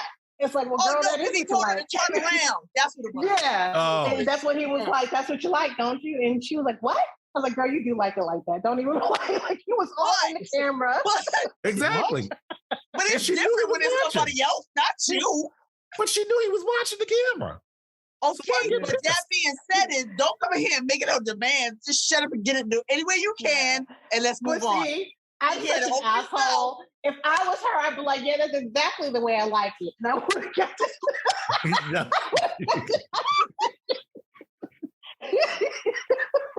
I would have been such an asshole. Like, oh, you want to be it? Okay, I can top that. I can top that. Like. All you had to do is shut your mouth. Shut your mouth. I said it. I don't think he really wanted. Right, you did. You're going to say something stupid. Yeah. Mess it up. You want to know why he's going to say something stupid? Because he has no storyline yet. He should have shut the fuck up. He's a creepster. He has no storyline. They need to make him. I hope he has. She should be like, I met you when you were looking at me through bushes. Like, and then we were like, okay. Like what? He probably did. That's how they met. Yeah, that's how they met. Because she like criminals. Like, but that's my question. How do you mess up your own bag in your own house with your own wife and you fuck that up? Yeah, I mean, the ultimatum, all that, all of it. But also, too, I mean, he did it before when he asked her, "How was your day?" and she fucking went off. So, I mean, well, and she's got every time he opens his mouth, she seems to go off. Every time he might as well get his fucking jaw sewn shut. Don't say nothing about her. He's got the makeup of a You get what you deserve. Yeah, he's like he deserve it. Shut the fuck up. Then he won't be talking. Shut the fuck up. Well, then, damn it, don't ask me no questions. Then don't ask me no questions. See, I think that's wrong. That's wrong. If you don't ask questions, then you get yelled at for not asking questions. Yeah, that's true. And he also didn't get no pussy. I would also just say when I get around the kids, come on, we'll talk outside. That's how I speak for kids. Come on, kids, we'll talk outside. Daddy, I can't open my mouth in the house. Come on outside. I can't open my mouth in the house. Come on outside. I'm sorry. That would make me mad. Look, I'm not so mad at the son. Why? He's being disrespectful, but he's mad. They separated. You know, kids' parents separate. Yeah, they blame somebody. No, but that's his mother. It had to me. They blame somebody. They gonna blame somebody. Get the kids some counseling in. He probably see that every time. He probably see that every time the father opened his mouth. And you're probably right. But even if it's a situation where she can't say anything, at least the father needs to be like, son, I get, he needs to be like, you can't talk to your mother that way. I wonder how many. He's not being checked. I wonder how many men have watched this so far and think that she is emasculating him. I don't think she is. I don't think she is. I don't think so either. No. What do you mean? Like, I think. Give an example. But no. But let's talk about. Here's where it was problematic. I didn't say me. I didn't think that was my. I said I just wonder how many men are actually sitting. Sorry, but I feel like we should learn what that is. I think they would say that. Oh, she's disrespecting him in terms of how she's. Yeah, okay. She's not respectful, but you can't be mad because she's a woman. Yeah, well, you say that he's not respectful? But he's not respectful because she's not respectful. But wait, how are they not respectful in the same way? She's not respectful in the way she speaks. Sometimes I haven't seen him start an argument. I seen him like every time he opens his mouth, he starts an argument. He says, "How was your day, motherfucker? You just asked me about my goddamn day." Yeah. Can you pass the pepper? What the fuck? And blah, blah, blah, blah, blah, blah. That whole kitchen scene when they first get back home and they got the kids and the kids going upstairs to go to bed and she pours the glass of wine. Oh, that was that was a scene where he asked her about her day. Real loud though. It really was. They weren't trying to hide that. Hold on. Which scene was saying to her? So the scene. This is the scene when he asked her about her day. Yeah. But he came home with they all came home with the kids and he asked her, how was your day? And the fact that she went off and was like, how you gonna ask me about my day? Like everything is all fucking normal. Mm-hmm. And literally just both of them went off, but it was just like, I've heard cursing, but damn. How many more times is he saying fuck, fucking,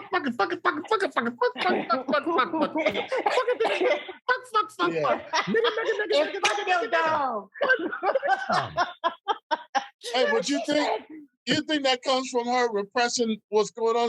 Because she said she never talked to him.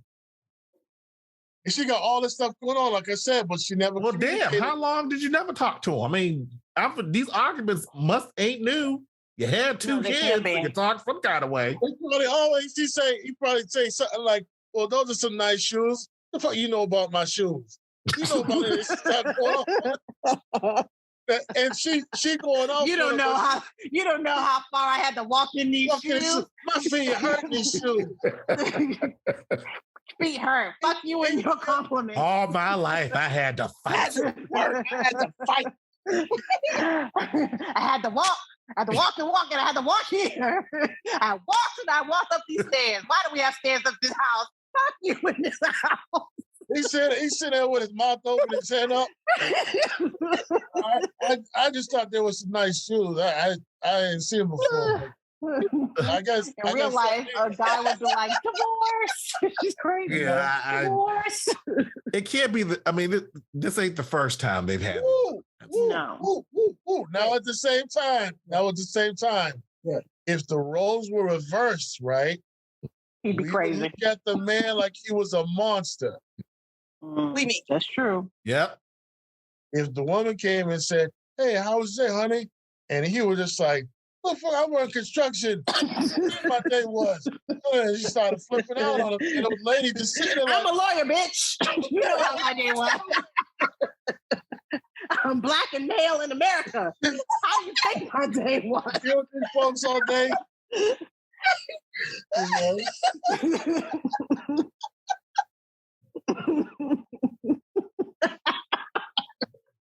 You got a point. You're right. But it doesn't make it right. You're right. It doesn't make it right. I'm a lawyer, bitch. You know how my day was. It was. All the damn papers and people lying in court. I've been on my feet for 3 hours. Criminals. Every time I turn around, criminals and criminals, more criminals. Everybody's guilty. Everybody did it. Guilty. And I know it. They admitted to me. My day was shitty. No way. I'm a lawyer, bitch. Oh God. That's the new tagline. Season. I'm a lawyer, bitch.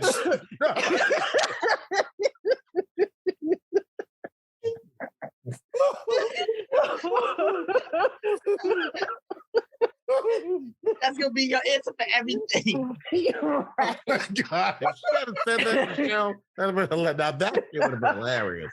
If she had said, "I'm a lawyer, bitch," you know how my day went. Hilarious. That would have knocked me out. Oh God. No, but your argument was very compelling. Yes. Yeah. You know. You're right. Right. Yeah. Would you think that was part of the what is the word? Emasculating the man? Because you can only say so much back as a dude. Because if you come back with the exact same energy, then you end up looking like the bad guy. That is so true. Yeah. I mean, You know what? And maybe it's one of those things where her mother, her friends, or somebody will be like, dang, girl, you trying to keep your man, but then you keep pushing him away. So, like something like that. If they say something like that as a line, then, that's kind of checking her and kind of putting it out there. Yeah, her whole friend dynamic, it's fake as hell. Like that. It's weird. But she's more real with her assistant than she is with her friends. Yeah. I don't understand that. And then, it almost seemed like they're all kind of vying for her attention in some way. And it's like, well, who is she that they would be like? I mean, I get it. There are some friendship dynamics that are like that. But I kind of wish that the writers would. Right. Elaborate on that because they all talk shit about each other.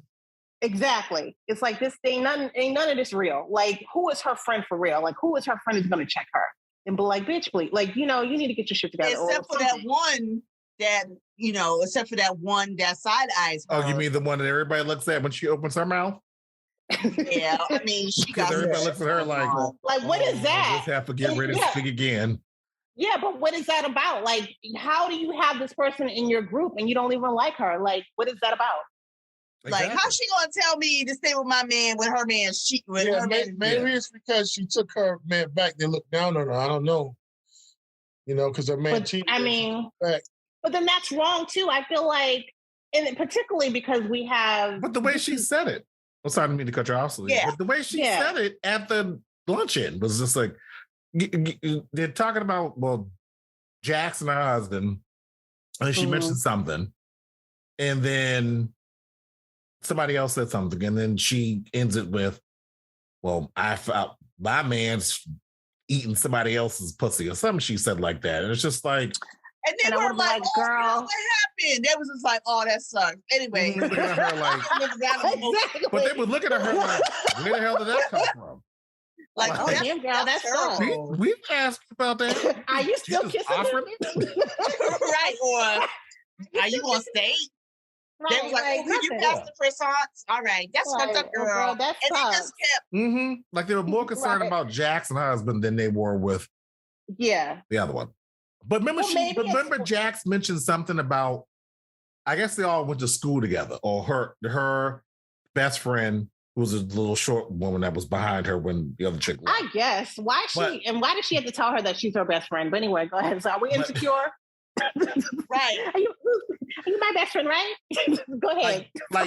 They make it seem like Jax was like the it girl in high school. Right. And now they're all finally be able to get friends with her. But I guess she was friends or wanted to be friends with them. I guess I'm assuming in school. And then she finally was able to, I guess, get up the social ladder a little bit, probably based on who she's married to. That's what it seems like. And she's probably still, I think she still feels like the odd person out in that group. Just like she probably did when she was in high school. It would explain a lot. It would explain a lot. And they hope they pull that storyline together, because I'm always interested in the dynamics of, how they show Black women and how we relate to one another, and, something that you need to see The Woman King if you haven't got a chance to see it. I haven't seen it yet. You need to see it because you see those dynamics. You see it, and once you see it, we can actually talk about it. But I would like to see that with these women, like and if it is a situation where Jax was the it girl and they all wanted to be on her tip and all wanted to be in her space because she's still kind of the it girl, but then we need to hear that, like, because that speaks to insecurities too. Well, why do you need this person? Go ahead. Why do they own? I guess. Well, then we need to hear that. We need to see that. Right. And I think they kind of touched on that after that lunch scene. Like when they were outside, they kind of hinted at it, but they never like elaborated on it. Even when they got back to when they had dinner at the other girl's house, the other woman's house. I don't know what her name is, but they had dinner at her house. And they didn't elaborate on like, kind of like how they grew up. Like you got basically 2 to 3 scenes where you could elaborate on at least how they kind of interacted growing up. Like, oh, remember when we did such and such and you did like they never really that group dynamic be more split. Yeah. Mm-hmm. But also too, there are no scenes with Jax and her daughter just like being mother and daughter. Like there is one. Yeah, but it's not just them together. It is. It's that one scene where they're in the bedroom. Remember, she was like, "Mom, we're going to do TikTok," and she was like, "Yeah, girl." Yeah. But even that seemed forced. But there's not even.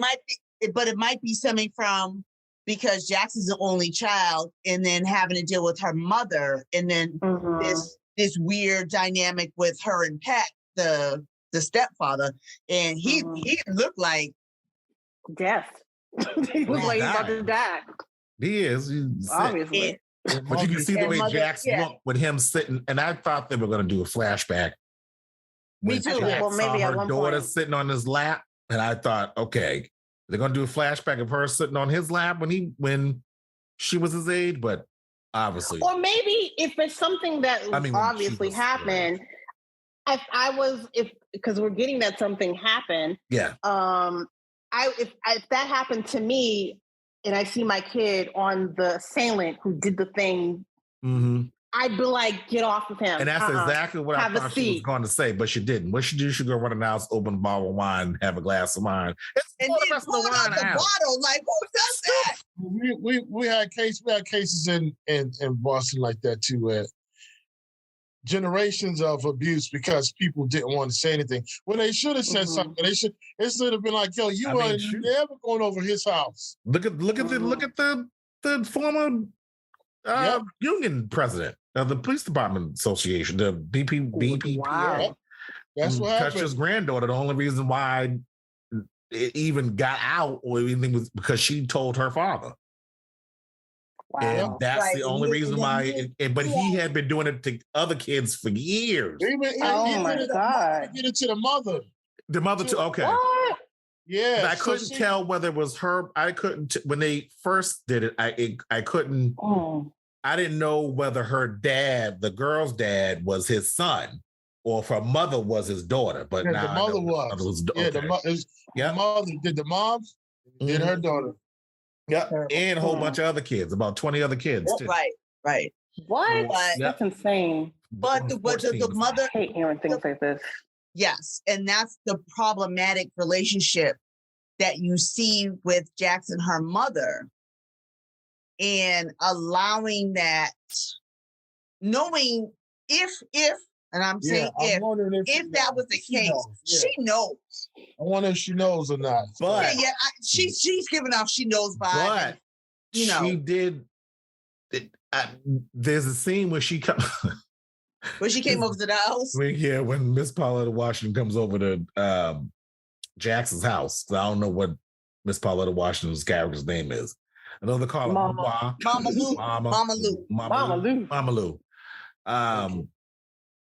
And Jax kind of gives her that attitude, like, I thought they were going to have the scene then where she was going to say, like, you know what he did, and you never did anything. But she kind of almost hinted at that.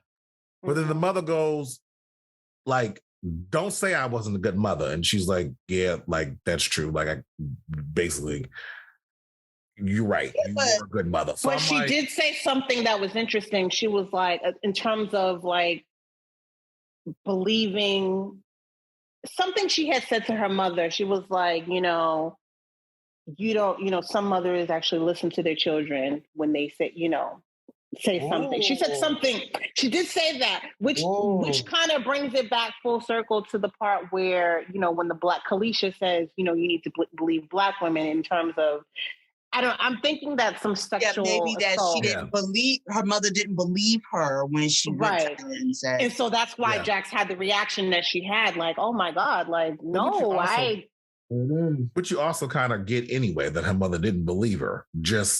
I kind of got that even when she was at the house.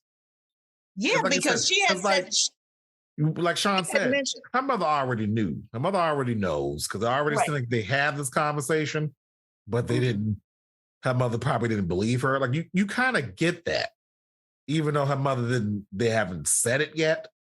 Mm-hmm. But at least I got that. Like she knows what happened. Her mother didn't believe her, and that's why that's that kind of little rift between both of them. Like I got that right off the bat. Once they got to the house and Jack saw her daughter on Pat's lap, that's when I was like, oh yeah, okay. He sexually assaulted her. She told her mother. Her mother didn't believe her.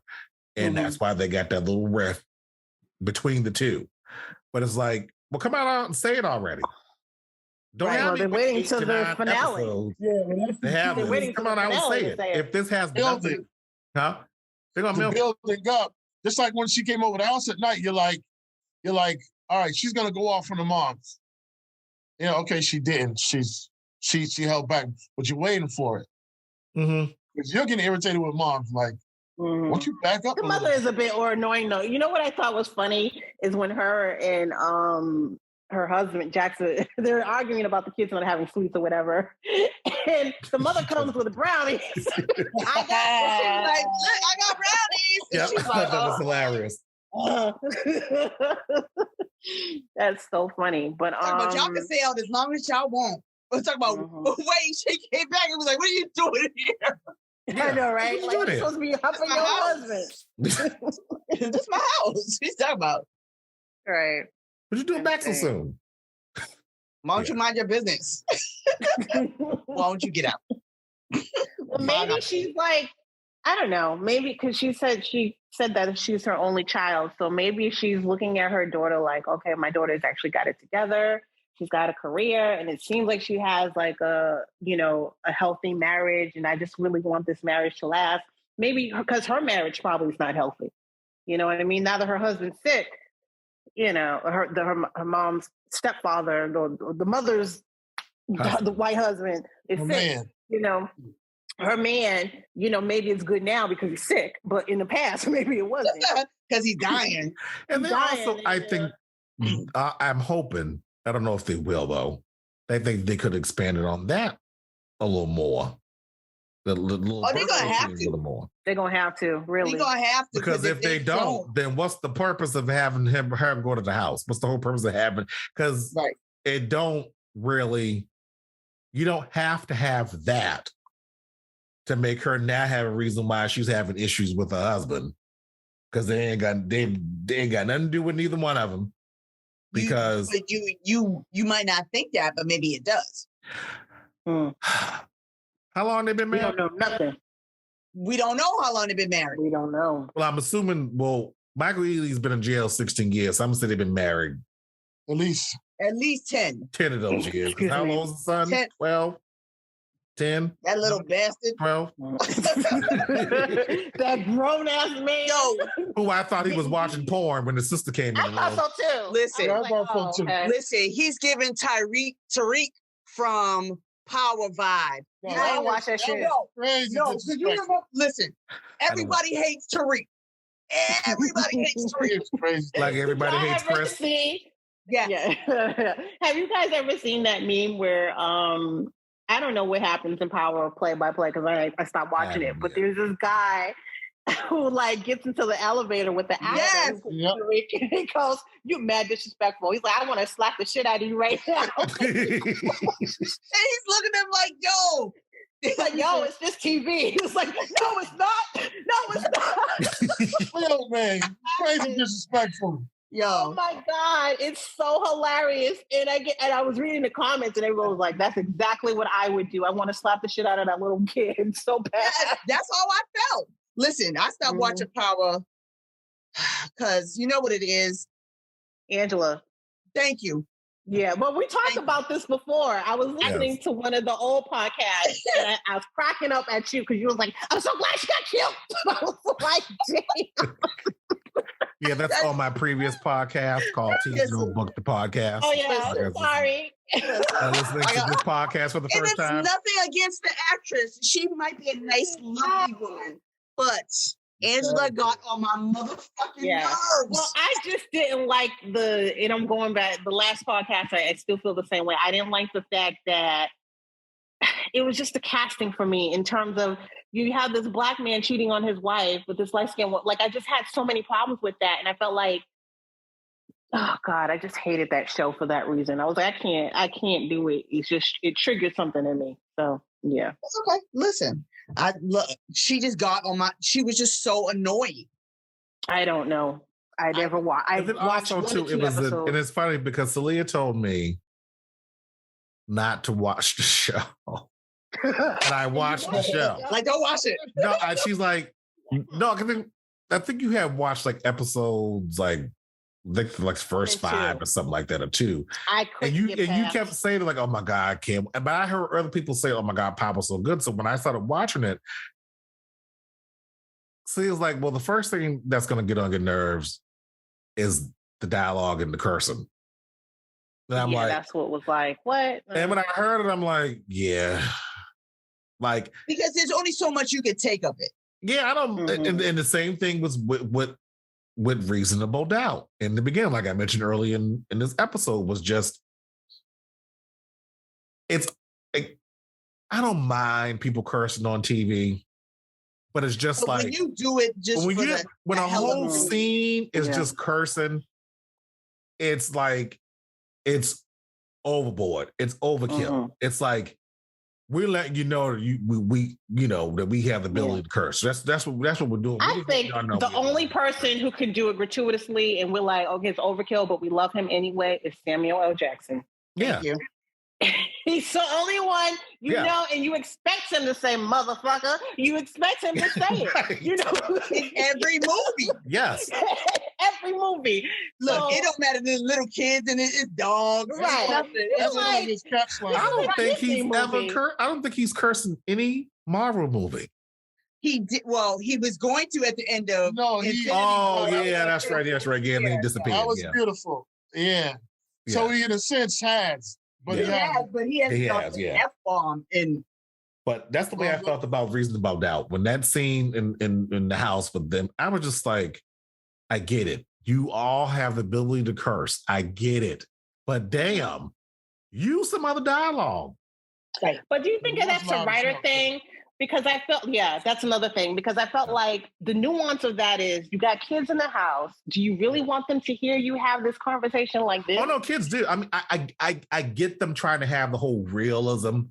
Like I get, but it's not real. But because it's not real. Even if you guys are the kind of couple that's like, fuck you, fuck you, it's still like, fuck you.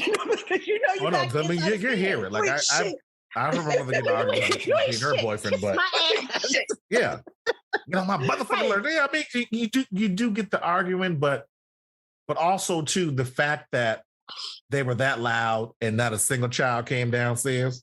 But exactly, that's what we're talking about. But the daughter did say, "Oh, did you hear Mom and Dad last night? Or yesterday or earlier? They sounded like." Things sound real bad, so they heard it. But that was like, but that was like, that was okay to me, right? That was I know, but that was scenes later, though. That was scenes later. That was like days when she went in his room and he was they make you think he's watching porn, but he's looking at him getting a fucking D on a test. But first of all, here's the thing. Y'all got all this money. Why are these two sharing a room? Exactly. Well, no, that's his house, remember? Because but again, you got money. Why they sharing a room? He ain't got no lawyer money. He's still working on that game. Yeah, but he's probably written though. He's probably written because he out the house.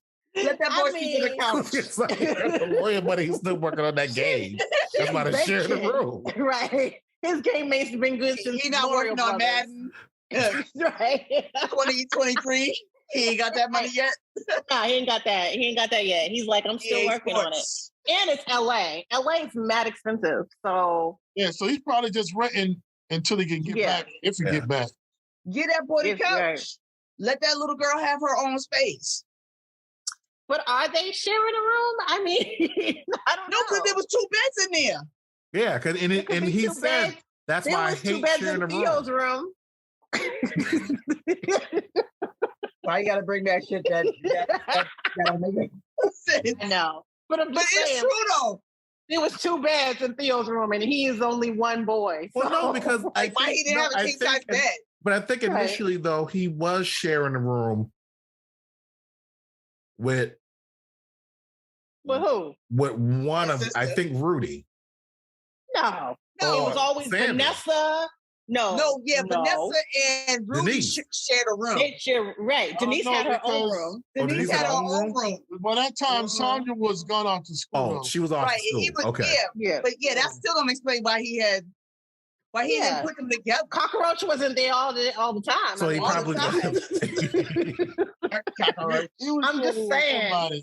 When they was little. But no, but the brother did say to the sister though, that's why I hate sharing a room.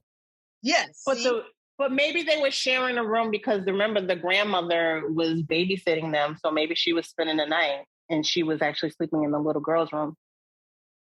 That's the grandmother. She's sleeping in the bed. I don't know. It's just not happen, but she the type of she's not gonna sleep in the dad's room. The dad ain't gonna be like, "I love you," but you can sleep. You know, sleep in my room. All she gotta do is hit a button and shit. The whole camera shit come on. And she'll see her doing. They got cameras in there. Freaky dicky. I thought he was a good boy. Yeah, he ain't so good now, is he?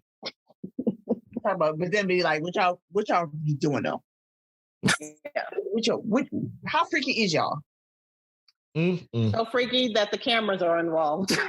Exactly. That's the thing that's the whole thing that bothered me. Like it caught me off guard, especially when she was looking at the video. But the fact that he was smiling, smoking weed, he was and watching it. Because she knew, like, but she knew to it again. She knew he was watching. That's why she did it. Yeah, he enjoyed it though. Yeah, I think he liked that's their, like you said, that's their kink. They like that. This dude about to masturbate. This dude about to masturbate. Probably did. And I was like, please, Lord, do not do this scene.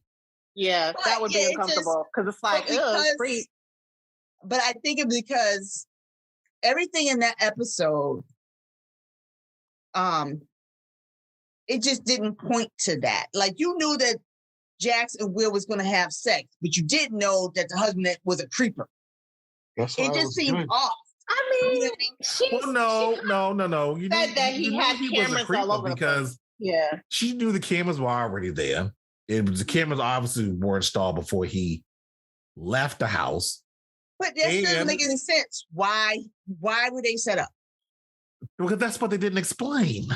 If they had explained that, then you wouldn't be. It wouldn't. You know what? I mean, he was already watching her anyway because he was watching her before she slept with her. Yeah. Right. Yeah. He kept saying it was for safety. And it was like, well, if something had happened where her safety was jeopardized, then you need to kind of why not have cameras outside the house? Well, he kind of did too. Cameras all over the house. Yeah, it wasn't a valid explanation. He said she deals with dangerous clients or something like that. But still, but he didn't have a nanny cam just set up at the fair. But if she had just said, if they had just said, like, a previous incident, one of her clients tried to break into the house. Now that's why you got if the he's camera. Like, I can't risk it anymore. We got kids, that can't happen again. Something like that. Yeah. Okay, with that said, what if they set up the cameras because of Michael Ealy? But why would they do that? Why? Because he's in jail, though. Right. What, but was he? Yeah, he was in jail. Yeah, we it don't don't look know- like we don't he know was how trying long to this get out limit- no time soon. But does he know about Michael Ealy? Like, do they know about each other? I mean, like At the rate she's going, don't look like nobody knows about Michael Ealy but her. She got a whole couple of lines going Yeah, on. but if the husband setting up cameras, and getting a security guard, he knows something. Well, she kind of said, she was like, "Oh, you just trying to check up on me to see if I'm not cheating." Yeah. She didn't say it like that, but He was like, "Yup." Pretty much. She's like, just because of a few times, and that's probably what it is. That's probably what it was. And that's what I thought too. Was like, okay, well, that's why you got the camera. Look, maybe that's how they met, like a swingers. No, he originally started off working with some security company and saw her and was like, "I seen you." Well, I know one thing. I don't want to hear them argue. Them as a couple, though. Like, I don't see them. That's where the banter and joking together. Well, maybe that's because they're friends, but I don't see them being as a married couple. Like, no, they don't seem marital at all. Just get a divorce. Well, they're probably those kind of people who like to break up to make up. You know what I mean? Like, well, I don't know. Where they're gonna make up. Only way they're gonna make up is he got to keep his mouth shut, according to Shawn. So that's the only way they're gonna make up. Because every time they try to make up, he opens his mouth and she starts cursing, and they right back to where they were. You know. No, but homie, you was right there.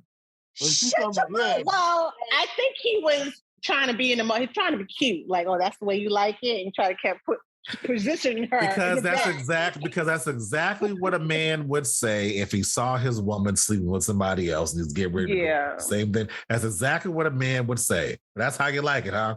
And she's thinking, but most of them probably would have been like, "Yeah."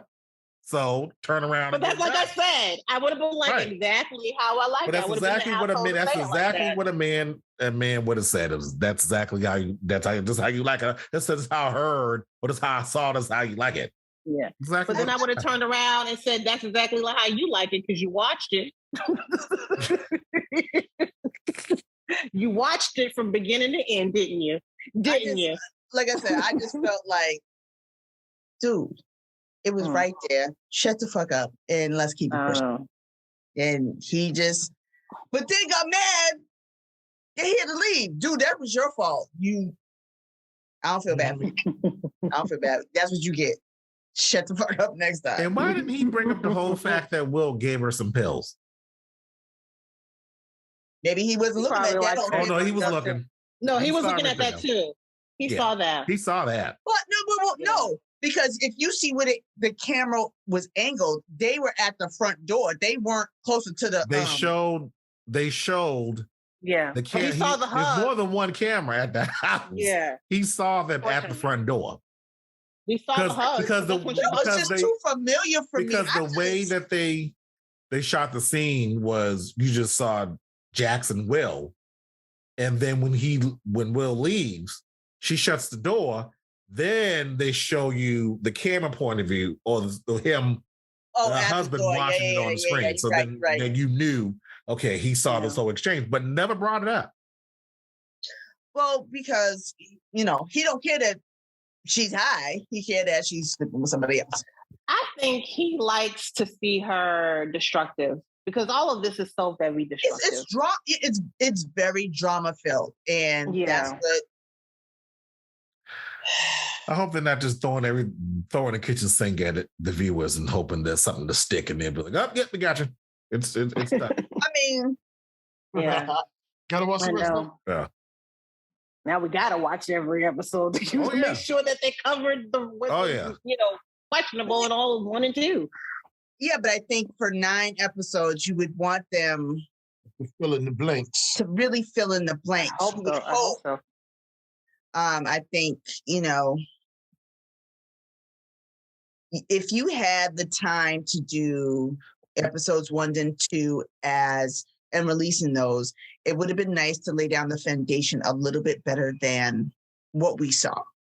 Mm-hmm. I put it like, if they're greenlit for a season 2 before season 1 ends. Are they? No, I'm saying if they are greenlit for a season 2. Please don't formulate this yet. Prior, damn, Saleia. Not yet. Let us watch 3 and be like, okay. If they greenlight this for season 2, I hope that they use the space and the time to develop the characters. Yeah. Only reason why I say that is because even with Scandal, it was only 7 episodes? The first for that first like half 7 season, episodes because it came in the middle of it came in like it was like a March or something. So it premiered April, went from April to May. Yeah. But by the time you got to that last episode, you were hooked in terms of, I can't wait to see what it's going to be like for the next season. But that's because the writing was impeccable. But the writing is... It was impeccable. From episode 1 to the last episode in that season, and it was impeccable. When she went to go get that baby from the Russians, because you didn't know what was in there first, and she was like, blah, blah, blah, blah. "What? You got to be at the airport at such and such time. If not, you'll be on the no-fly list all over the world." Okay, thanks. $2 million. Okay, thanks. Bye. Yep. Yeah. Yeah. It was the writing that made that. And I get the whole, with Jackson's outfits. So anyway, back to what I was saying, I'm hoping that they greenlight this for a second season, that they, develop these characters a little bit more. But because right now, after seeing episodes 1 and 2, I'm not I'm not feeling nothing that's making me like, I gotta make sure I'm tuning in. No, not at all. To catch episode 3. Like, I'm watching it right now for the podcast. I'm hoping by the time. Oh, that's right. Tomorrow is episode 3. Tomorrow's episode 3. So right. I'll watch it on Sunday. Yeah. That's what I say, because that's the only way I'm gonna keep it fresh. Right. I'm not I'll watch it on Sunday. But it's not like, and I hate to compare it to this, because this is originally when you started the podcast, the last podcast, it was for Lovecraft. It's not engaging me like Lovecraft. Lovecraft was crazy though. Yeah. But I think with Lovecraft, there was a different element that appealed to everybody.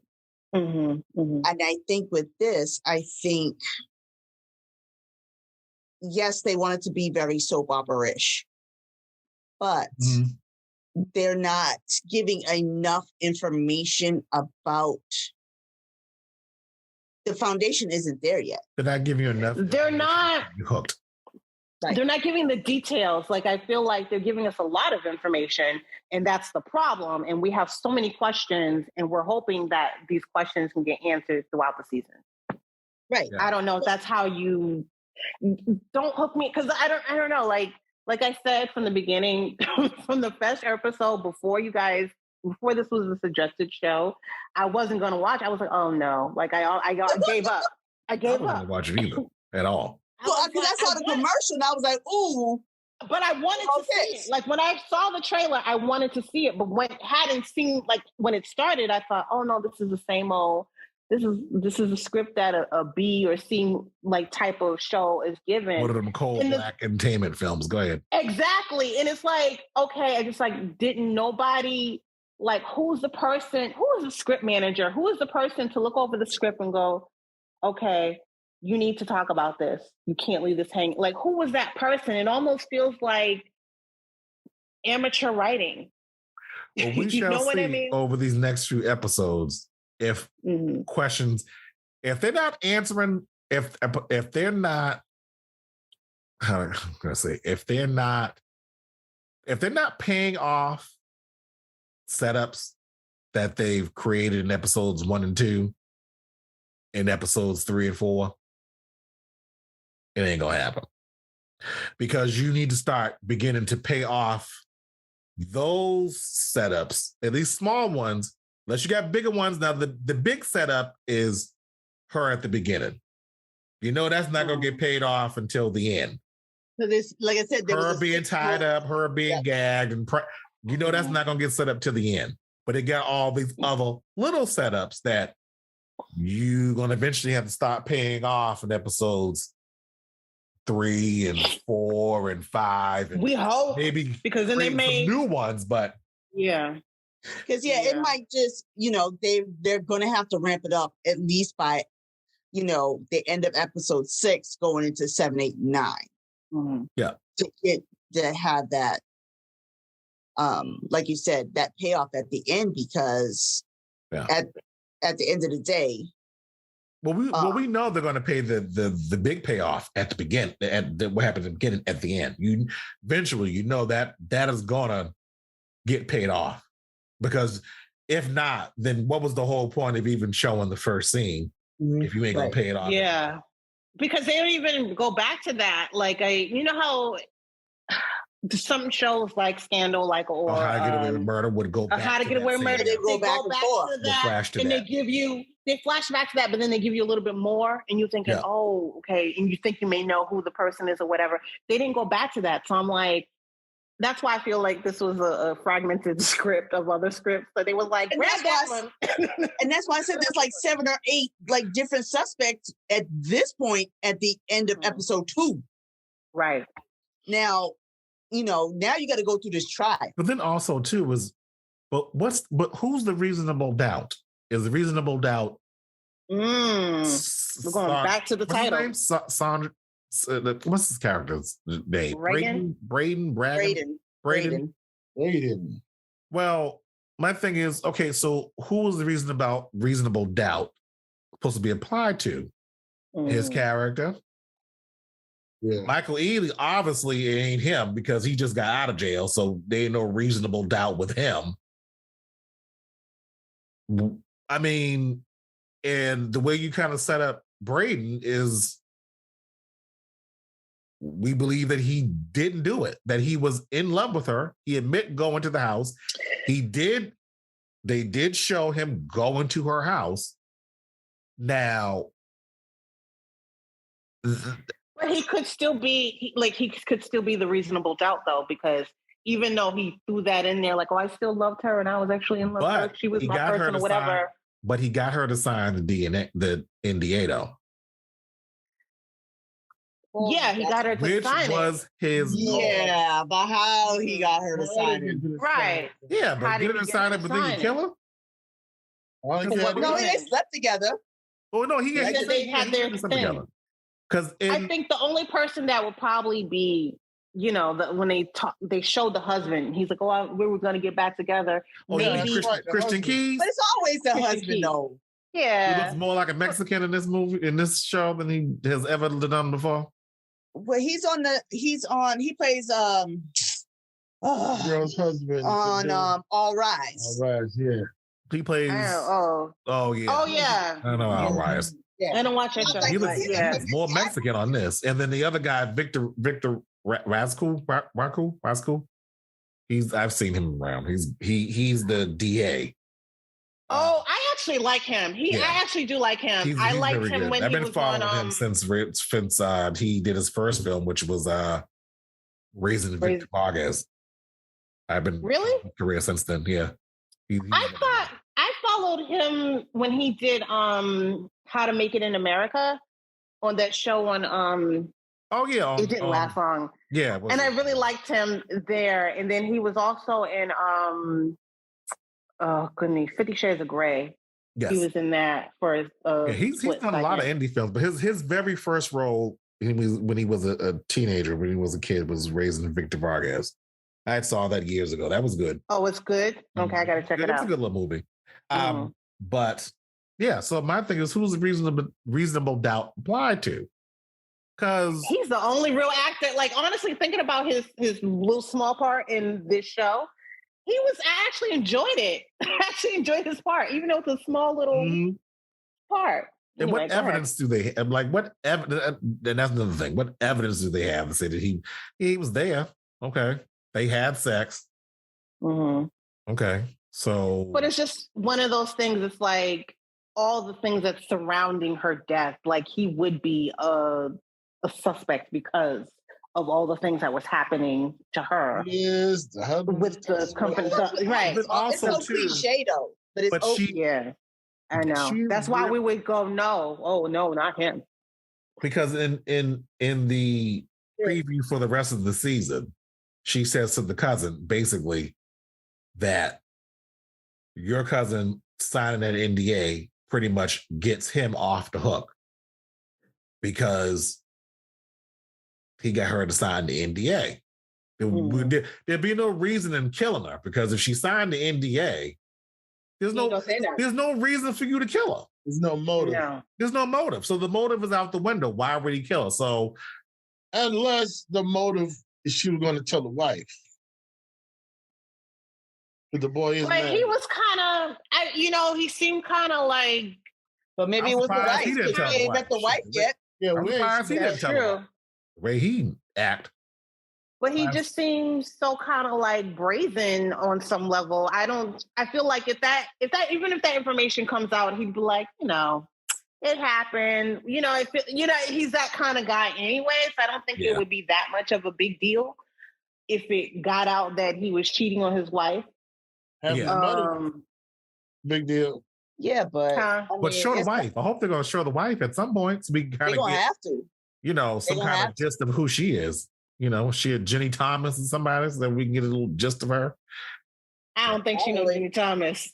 No, I'm saying that she's a Jenny Thomas type. That's what I meant. Like, oh Lord. We'll see. Yeah. Well, that's all we got to say right now is we'll see. Well, as you can see, this discussion went on very long. I don't think we've talked this long about any in a while. It's been a while. Wow. I don't think since Lovecraft we talked this long. Well, no, maybe this wasn't that great. We missed each other. We missed each other so much. But no, like I say that to say, I hope it gets better. Like I'm rooting for all of these actors. I'm happy to see them working, but I also want to continue to see them working. Shut up. Air quotes. I know, we air quotes. No, I really do mean that. Like I said, Emiyati Kanaldi is a good actor, and I really think she should get her coin. She should be seen. But come on, writers, step it up. Step it up. And let her go into the office one time with her curly hair. Please stop having her sit there and press her hair. Don't California have the Crown Act? Yes, they do. Then what's the problem? Yeah. You're right. Let her go in there with her I've seen a few times when I'm like, is this a wig or a weave or is a hair? Is she really pressing her hair? Because there was some moments where the edges wasn't as sharp and as clipped, and I'm like, is this her hair? Some moments it looked like a wig, and there's some when she has her hair straight, it looks like a wig, and I feel like just go ahead on and just say it's a wig so we can stop having this discussion, because I noticed that I'm like, she better, in my mind, like when she's getting ready to go to bed, I'm like, she better not go to bed with no scarf on, not with that straight hair. You just gonna go to bed? No, you better put a scarf on. Like those kind of things that we want. But she has the hair wrapped or scarf or. When we see her wake up, we don't see the process. We don't see the process. I'm like, you leave the office, your hair straight. You wake up, it's curly. I know you take a shower, but you take a shower in the morning. So does it shrink up in the middle of the night? Like, no. But no, like, you know what I mean? There's a process. There is a process. And if she's getting up every morning to exercise, blah, blah, blah, blah, or do what she needs to do, there's also a process to doing her hair. And that takes time. To get it straight like she's getting it, that takes time. Yeah. So my question is, when you and to do all that shit before 8, are you sitting there as you're overnight and your hair's wrapped? Is it going back into a little curl so that way when you wake up in the morning you can get outside and run? Because I mean, yeah, it doesn't. It's not adding up. We're asking too many questions. The black people are asking questions. White people don't know. Only black folks. Only black people. They don't care. Right. They're like, what? I didn't even notice. Just curly hair? Wow. Yeah. All thing me.